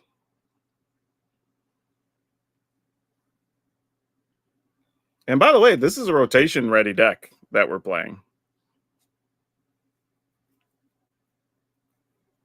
There's another veteran, so there's at least 2 points of life coming on this turn. 3 points of life. Double forge. Can we do enough next turn? We only have 1 trampler.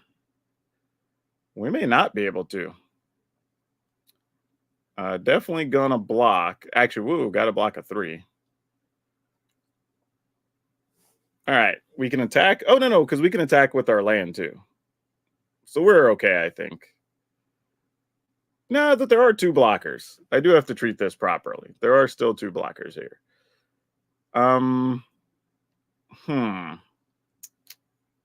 Knowing there's 2 blockers, But then we still take at least 2. All right, I think we still got to do it. I mean, our hand's not great. Can't attack with a scrap gorger because there's nothing in the graveyard yet. I mean, we could, but there's nothing there. Oh, I could have made that into it. Totally forgot. Gosh dang it. Forgot I had that ability. I could turn the scrap gorger into a 3/3, and that would have ended things. Well, I guess we end things anyway, right? Because it's more than 8, no matter what. Because the skeleton can't block, or the zombie.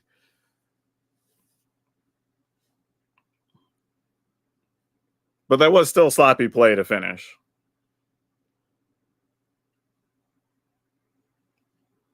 Well, that was wild because y'all didn't really get to see blue cards.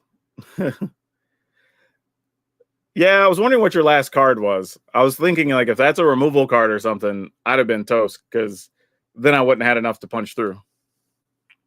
Like, these games have actually been pretty close. All right, hopping back in, we have Phil Jack is next up. Anybody that wants to hop into the queue, just go hop into the Discord. Should be linked in the description of this video. All right. Friend request sent to Phil Jack. I will go into Discord and I will grab that link one more time, though, and I'll just post it in the chat again for people who just showed up. Put it into the standard section of our Discord. I have a thing where you just go in and put, I want to play a game, and put your user ID for Arena. Oh, Farewell was in hand. Ooh, yeah. That actually works out well for you because then you could just keep the artifacts in play and then kill me the next turn. Yeah, Farewell is a wild card. I'm not going to be sad that that one's gone. That was one I'm totally okay if that one goes away. Phil Jack, are you still around?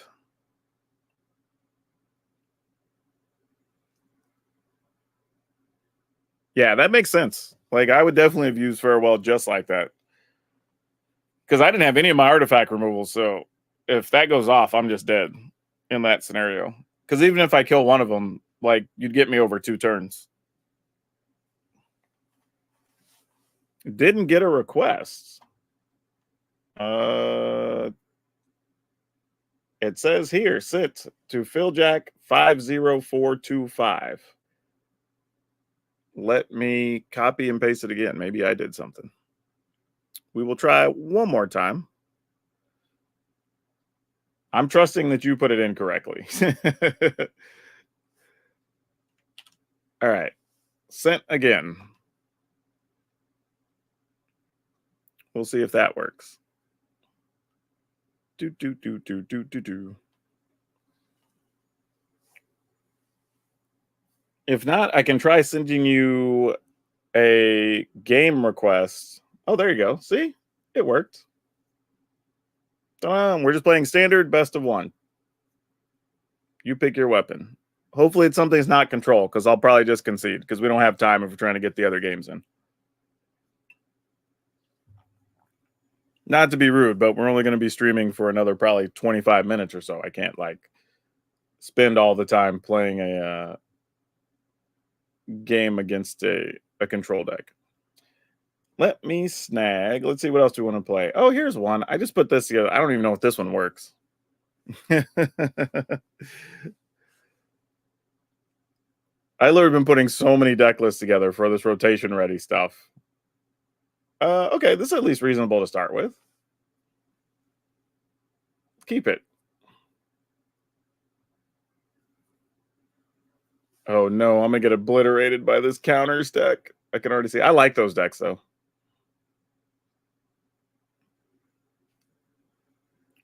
All right, I thought it was gonna be like turn 2 brawler or whatever. I was like, oh, that was about to be way scarier. All right, let's see what happens here. No attacks. I mean, I guess I could have attacked for one. Oh, it's Slime Against Humanity. Nice. Definitely wouldn't have called that. let's go here and attack.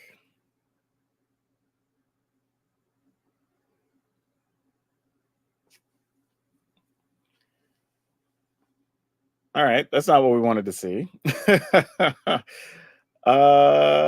Let's see if another slime comes in. By the way, this is not a combo because I tried this in like every version I made of Slime Against Humanity. I couldn't get it to work. And this gets the counters after it comes into play, apparently. So it doesn't come in as a 2/2 to pump this, if you're wondering why that didn't get bigger. And this is for each one in the yard. I think I have to let it slide because I can make like a 4-power creature and then fight the bigger slime that shows up here. I think has to be the plan. Now that works. That becomes a problem. That's real. Okay, so we're gonna go here, fight this dude, or at least deal damage to it, then attack with these. All right. We get a card. Sweet. We have more tramplers, more hasters. Actually, I think everything in here has haste. Yeah, you could have a land.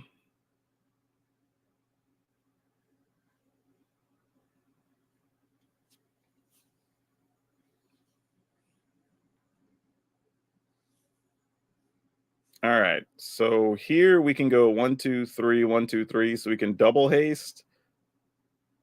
And that's probably the way to go because then you block this, take 4, 12. Oh, yeah, actually, we definitely want to do that. So kick this duder. Kick this duder.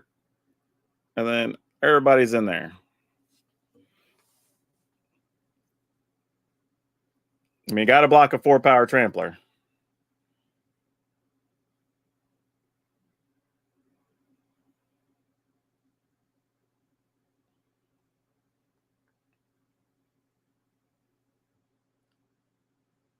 Okay.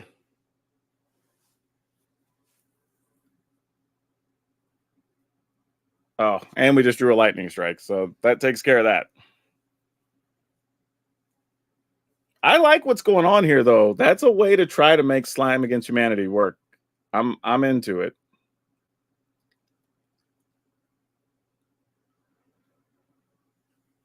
Because I tried a bunch of. I didn't try Broker's Ascendancy, but I tried a few things and just couldn't make it work out.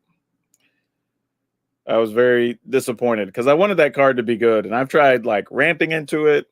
I tried putting stuff milled into my graveyard. I tried reusing it with the Arcane Bombardment, so you could just recast them a bunch. Like nothing worked, and I tried so many different things, but I did not try Broker's Ascendancy, which is a cool idea. So yeah, Phil, if you get that working, be sure to post it in Discord. I would like to feature that if it actually ends up working out for you. That's one of the few ways I've seen attempted to that at least was more interesting than some of the stuff I tried because I could not get that card to work. And I wanted it to work. I honestly have wasted when that card first released over about 3 weeks. That card alone probably ate. If I said 20 hours of my time, that's probably not even allotting all the time I wasted to it. Like, 'cause I kept thinking, like, I'm so close. But then, like, the next time I did it, I'm like, I'm so close. And it was just never getting any better. So ended up not playing it. Synapse, you are next up. Let's see what you got, friend.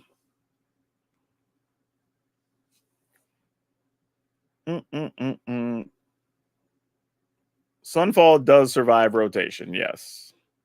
However, we're also going to be in a standard, especially after Foundation drops, where there are multiple 4-mana sweepers in white.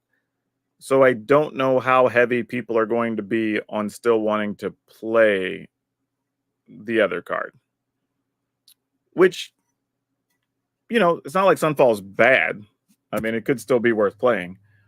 But if you have the option to have multiple cheaper ones and still can leave mana up for something else, that might be the way some of the control decks go. So some of it too, control decks are very dependent on what the rest of the metagame looks like. So they know what versions of whatever ability they're looking for that they need to play. So if the format gets crazy fast, which it might, because Llanowar Elves will also be in when Day of Judgment comes back, they might go to the 4 mana sweepers, right? But if it's more mid-rangey stuff, then they might go ahead and leave in Sunfall and then take away graveyard recursion options or whatever. So it really just depends. Synapse, are we still here? Maybe I just need to send you. Well, we can't send you a challenge yet.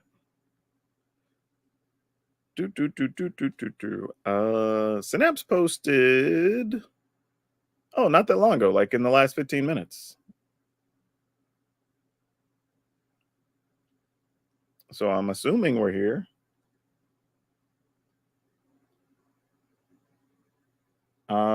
Let me. Bueller. Anyone? Bueller. I guess. All right. I guess we're gonna go to the next person then. Like, I tried.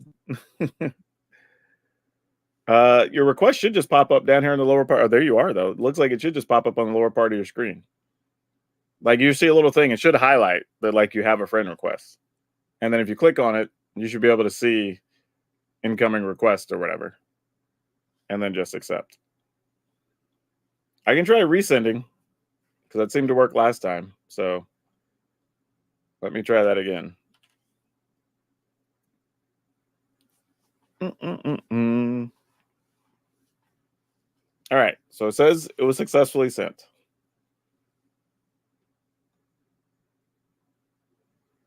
There you go. You got it. Or at least it says we are now friends.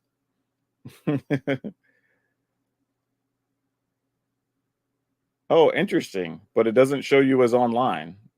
It says you accepted, but you're offline. So I don't know what that's about. I've never seen that where somebody actively accepted but wasn't on. Wait, are you watching but not logged into Arena? That's probably the problem. If you're just like watching streaming, but you're not on Arena, that's probably part of the problem. Which doesn't help us because we can't battle if you're not actively on Arena. So let me queue up somebody else. You sit tight and we'll put you next. That's probably the better action here. So roaming boss, you are next up. Oh no, nope. Synapse is offline still. Okay. So roaming boss, we're gonna send you a friend request, and then we will get in next. And then Synapse can be the game after. Give you a chance to log into Arena and everything.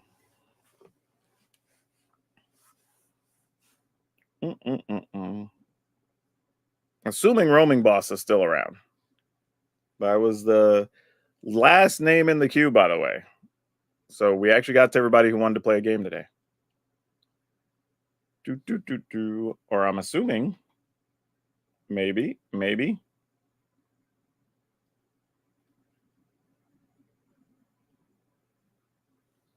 Or maybe we don't. Maybe we just play against people on the ladder then.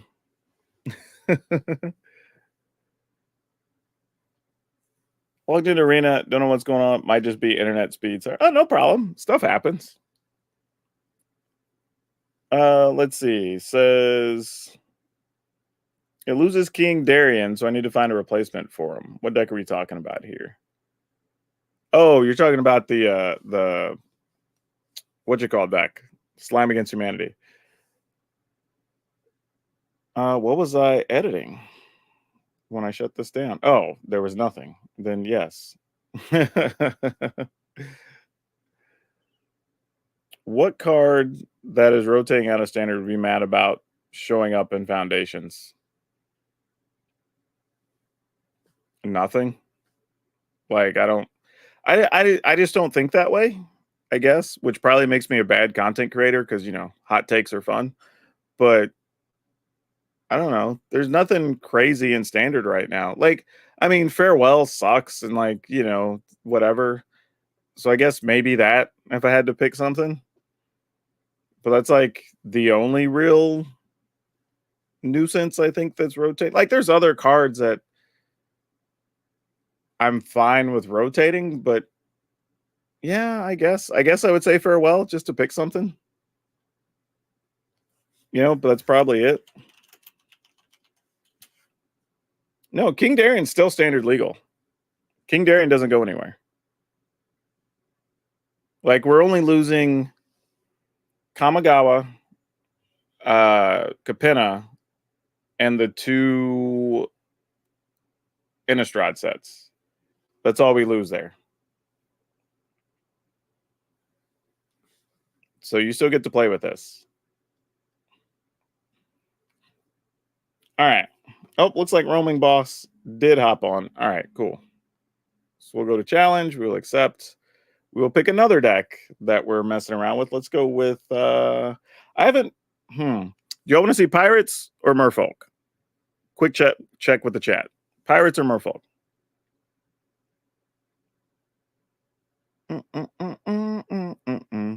Oh, it says challenge canceled.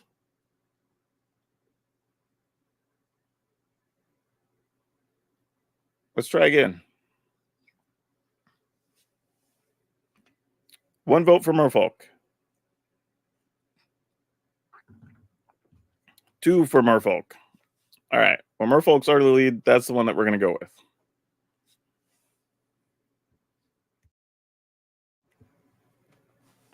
Yeah, I don't think Wandering Emperor will be printed in Foundations. It doesn't feel like a Foundation type card. And they just previewed like the fun non-sparked Wandering Emperor, so that would be kind of weird. Okay, we will keep this. Oh, I need to swap lands in this one. Because these are definitely not going to be legal in the future. We will keep that, though.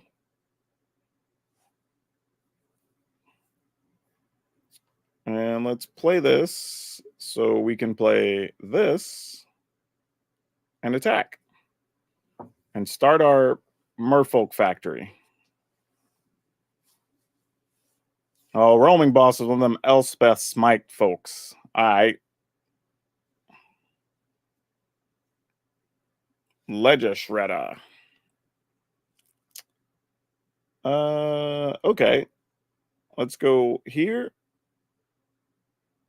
And here. And yes, you get a card.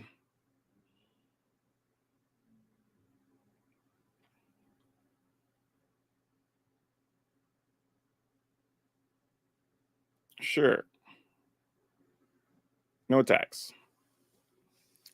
So interesting that Boss discarded a land with a full hand. So either you have a whole lot of land or you have spells you really, really want. Either way is probably bad for us. Okay. All right. And Otherworldly Journey. Like, what are we doing here? Oh, we're doing that. All right. GG's. like, I mean, I guess we can get a hex catcher and whatever, but really, that's what we brought to a stream, brother. Come on now. Like, that's what we're doing. Ugh. All right. I'm just gonna play the hex catcher then. Attack here so I can make a token.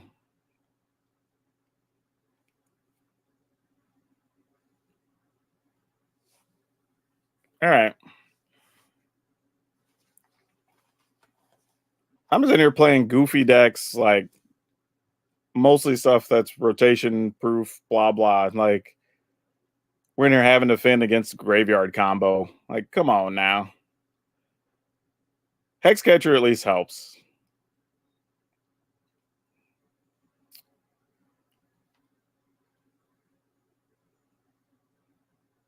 Okay.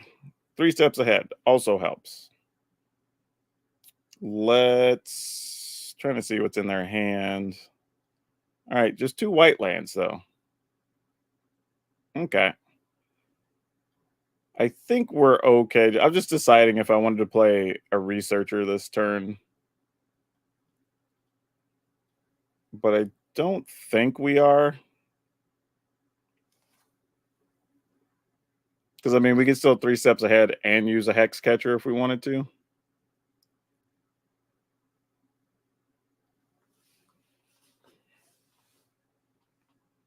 But we're at least protected from the combo temporarily.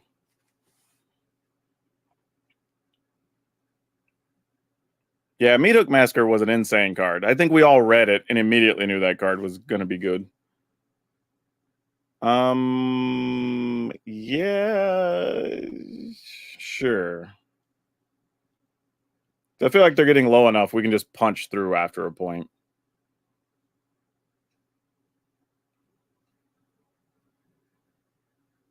Yep, you got a prankster.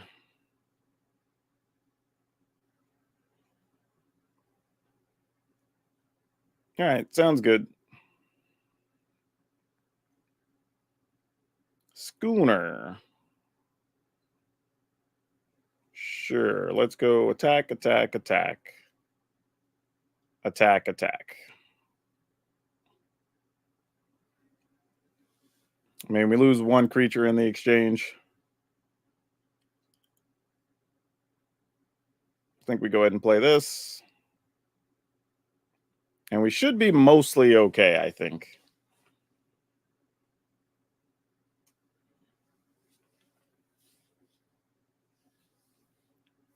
I think this is good. Hexcatcher might just be saving our butt here. Yeah, yep. We are going to sacrifice a merfolk.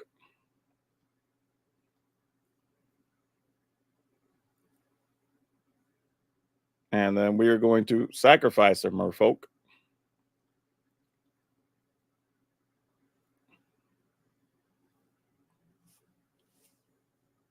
And then I'm going to make another 2/2. And then that should do it. GG's. Whoo boy.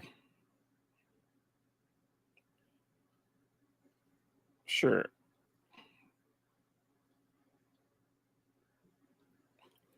All right. We didn't have to get that many land. We got just the right cards, and the pilgrimage did all the work basically this game. Yep.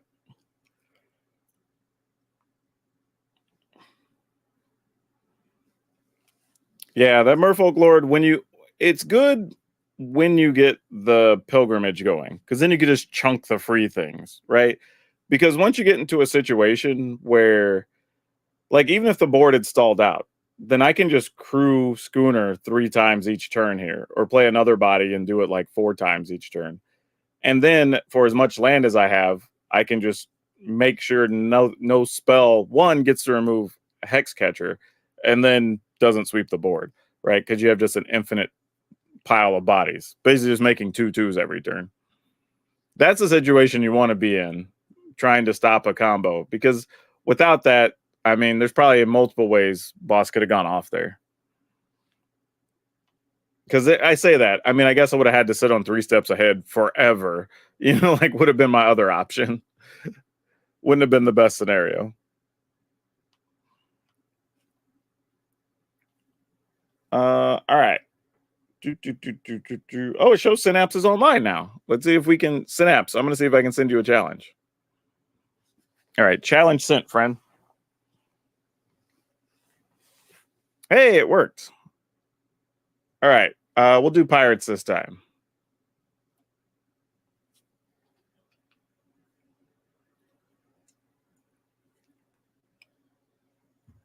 Yeah, Supreme Verdict. We probably won't see that for a while. That is a good card, though. We'll keep this. Oh, again, I got to replace these in here if I'm going to let this be future standard ready. I think I replaced all the spells. I think I forgot to touch the lands in this deck. Obviously, it doesn't matter for these particular games, but fact of the matter.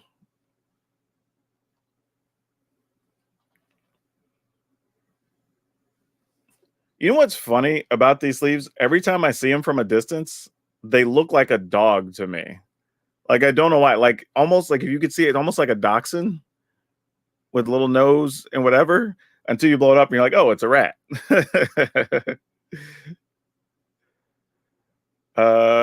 Do I play Malcolm here? I think I do. If you have a play with fire or something, so be it. Looks like they do. Yeah, I'm okay with that. I knew what I was getting myself into. Almost just left up mana and just play britches next turn, but oh, slick shot show off. Really? Blah. All right, fine. I just hate like now I got to leave mana up to kill. I'll just let you kill me if you have it. Like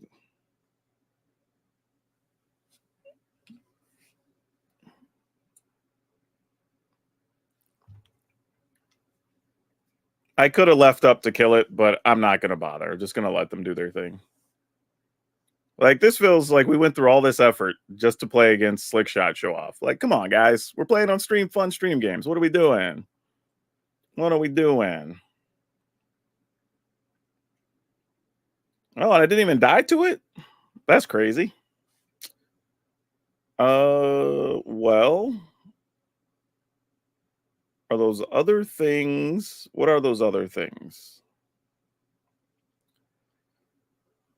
If they're not pump spells and they're not burn spells, because you would have killed Britches here. I guess treasure. All right. So now I could do this. They have to be protective spells, right? Submit 0 on my side. No, it's not even a protective spell. What is it? What are those cards? Maybe they're just lands? I don't know. Maybe I messed up by giving them a mana here.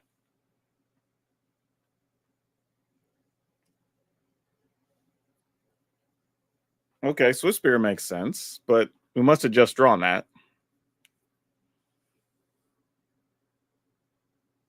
Pick your poison. Sure, destroys a creature with flying. That makes sense. So now you get your dude back.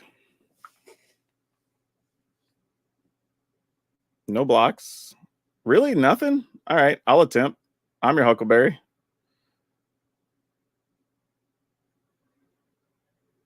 Oh, okay. Well, that ended up going a whole different way then. Then I guess we'll attack and make a treasure. So then that turns on the Case of the Filch Falcon. All right. Well, now we're feeling oddly safe. I thought we were going to get wrecked by the slick shot show off.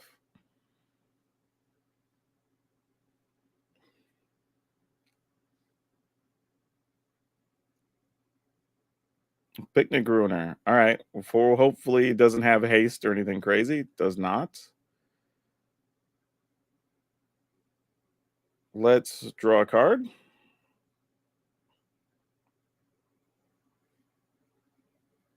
Oh yeah, we're gonna be rocking and rolling here.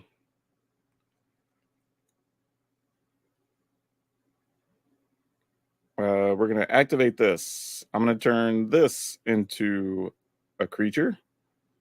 Play this with haste and +1. We're gonna get in there and get another treasure. Oh yeah, I get multiple things, I guess. Target creature can't block. I guess target one of my own. Sure, I didn't realize that was mandatory. All right.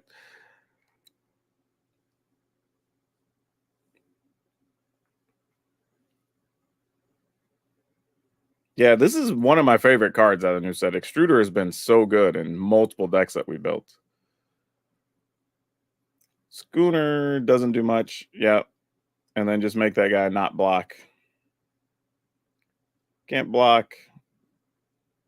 Exile a card, I guess.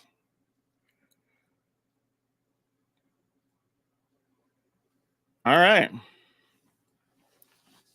So yeah, can definitely still play the Pirates. I do need to change the lands up though, because at least 2 of those lands are not going to be standard legal. So that's a thing to keep an eye on. Legion Extruder, Synthesizer are top cards from them. Yeah, Synthesizer was pretty crazy for a minute. Everybody was all on Synthesizer. Haven't seen a whole lot of it on the ladder lately. I think because like Brotherhood's in and stuff like that still wrecks it. And then you don't have much recourse afterwards. So that seemed to have been a pretty good card to play there.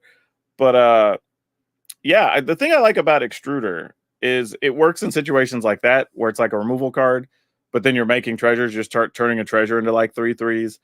It works in decks with Comball because you're just turning artifacts every turn and draining your opponent for 1. Like it's actually pretty good all the way around. Love watching videos in Southeast Asia. Oh, your videos drop right when you get off work. Well, that makes sense. Yeah. Because we were talking about earlier, when I first started streaming, I was doing late night streams, and it was perfect for the Australians and Kiwis. And you're only a little bit further down the date line, so that makes sense. But yeah, cool stuff. But lots of decks are available. I think that's kind of what I'm getting to with all these decks we're playing and all the stuff I've been featuring in the rotation proof stuff, is that there's a lot. Like, and even then, there's still stuff I haven't even put up yet. I was just working on the ones you saw today. I've been working on, but then there's still like a Fight Club deck. We have a Roots deck, the Burn deck that's got updated.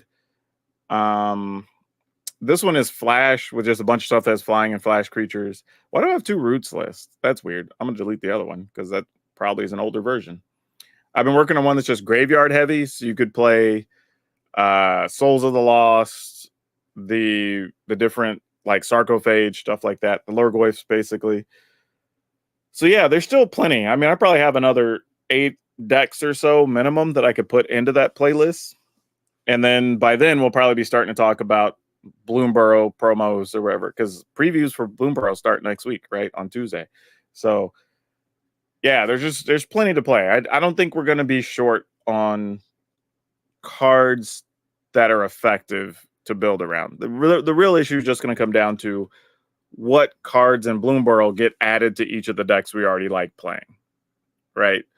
I think that's what we're going to just have to keep our eyes peeled for.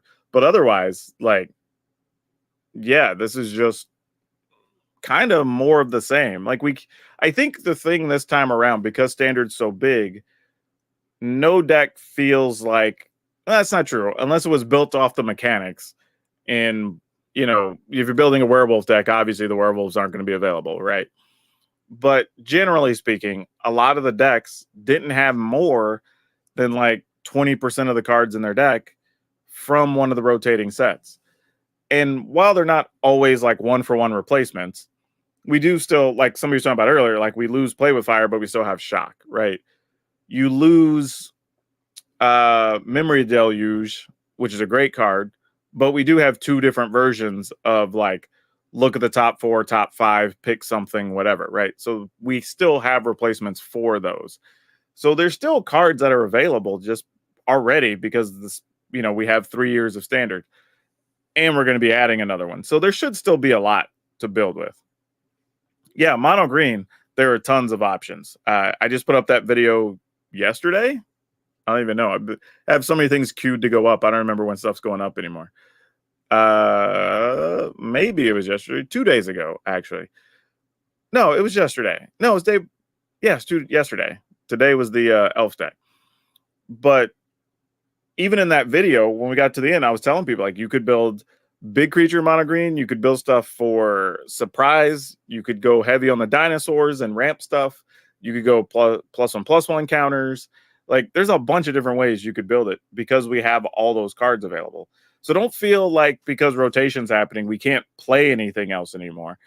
You'll still have access to a lot of things. It's just in some cases, we're swapping some cards, right? And then, of course, just cross your fingers and hope Bloomborough gives you something that you want for your deck. Harville says, we lose Wandering We gain fun. That's fair. That's fair. And the thing, there's like, while we do lose Wandering Emperor, the Planeswalker, we did get Wandering Emperor, the creature that's coming. But I don't think she comes out until Duskmorn. I don't think she's in Bloomburrow. But it's a crazy 5 mana with Convoke, but it's a 3/5 double striker. And then all your other creatures gain hexproof the turn it comes into play or something like that. Like, it's a wildly interesting card, and it will probably win some games just on its own. It's a sweet card. But it's not just, I'm going to get rid of an attacker and gain some life and instant speed. And then now next turn, I'm going to start pumping stuff or making more tokens, right? Like, that is a lot of a new annoyance and nuisance coming from one card. So that is a good call out. That card's going to go away and you don't have to worry about it anymore. But I will say this, there's still a lot of good removal. Now, we do lose like the white and the black March, right? And those were starting to be played quite a bit. So those go away. And those, I wouldn't say were overly played, but were very important removal cards in the decks they were played in. So losing those is kind of important. Obviously, we talked about Farewell going away. Wandering Emperor goes away. But we do know that black and white will get more removal cards because that's just what those colors do these days. So there will be more. I'm hoping we don't get more sweepers because that seems to be a very... Before I say this, I'm not trying to insult the people at R&D. I know some of them as friends. I have worked with them in the past. But it feels like adding another sweeper to the list is like a lazy addition, right? Because we already have so many. And there's some people like, well, but you need it to exist in limited. Like, you don't need another sweeper in limited. You just don't. Especially not a cost-efficient one. If you're going to do that just for limited, then cool. Let's make another one that costs like 6 or something. Right? Like, or 7. Like, we don't really just need them, right? Even with Farewell leaving, we're still going to have a 4 mana sweeper, Sunfall, the black 5 mana one still exists. We still have several that give like -X to things, like some various versions of those exist. There's still a red one that deals 1 damage to all creatures. There's still Brotherhood's End. Like, there's still a bunch, and they're good, right? So we don't desperately need another. And all the stuff that exists still going to be around for a full other year. So even if we didn't put one in until whatever, the February set, whatever that ends up being, we would still be fine. And we know Day of Judgment's coming in Foundations, right? In November. So we're already going to get another efficient 4 mana removal or sweeper. So just like, we don't need any more. We just don't.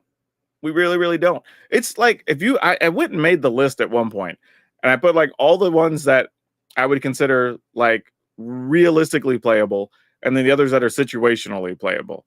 And then there's some that are just bad that exist. And even if you make those, there's like 20. I mean, it's like everybody, and pretty much everyone but green. Well, no, blue even has like a couple of bounce ones that bounce everything back to your hand or whatever, except for one or whatever, right? So even that exists. And you had the big Wandering Emperor Planeswalker, right? Basically is a sweeper. Like, there's so many out there. We just don't need anymore. Yeah, blue has the Saga that transformed. Yeah, that too. Yeah, we just don't need anymore. So I would like to just get other creative, fun cards instead of just have the space dedicated to another sweeper. Because at this point, unless the sweeper does something particularly good, I don't even know if it would get played, right? Because we're going to have 2 different 4 mana ones in white. We're still going to have Sunfall. We're still going to have the black one that like exiles a creature from the graveyard. So it's like, why would you play other sweepers at this point? Unless they also like gain life or do something else crazy. But even then, do we want their decks to exist that just play like 25 or 26 sweepers or whatever, right? Like, is that a thing we really want? Not really. Like, I've seen people build those and we have played against them, but like, there's no reason for that to exist. Oh, the phasing of Zalfir, that's fair. I forgot about that. But it does qualify, really, at the end of the day. But yeah, there's tons of stuff. So yeah, if you're wanting to know if there's stuff you can play in the new standard, there definitely is. And I will be making videos with all of these.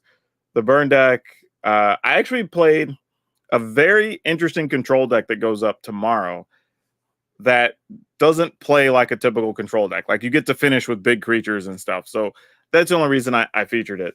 But that's probably going to be the only control deck in this rotation. So if you're looking for a control deck, this is your one time to see a Power Dragon control deck and rotation proof stuff.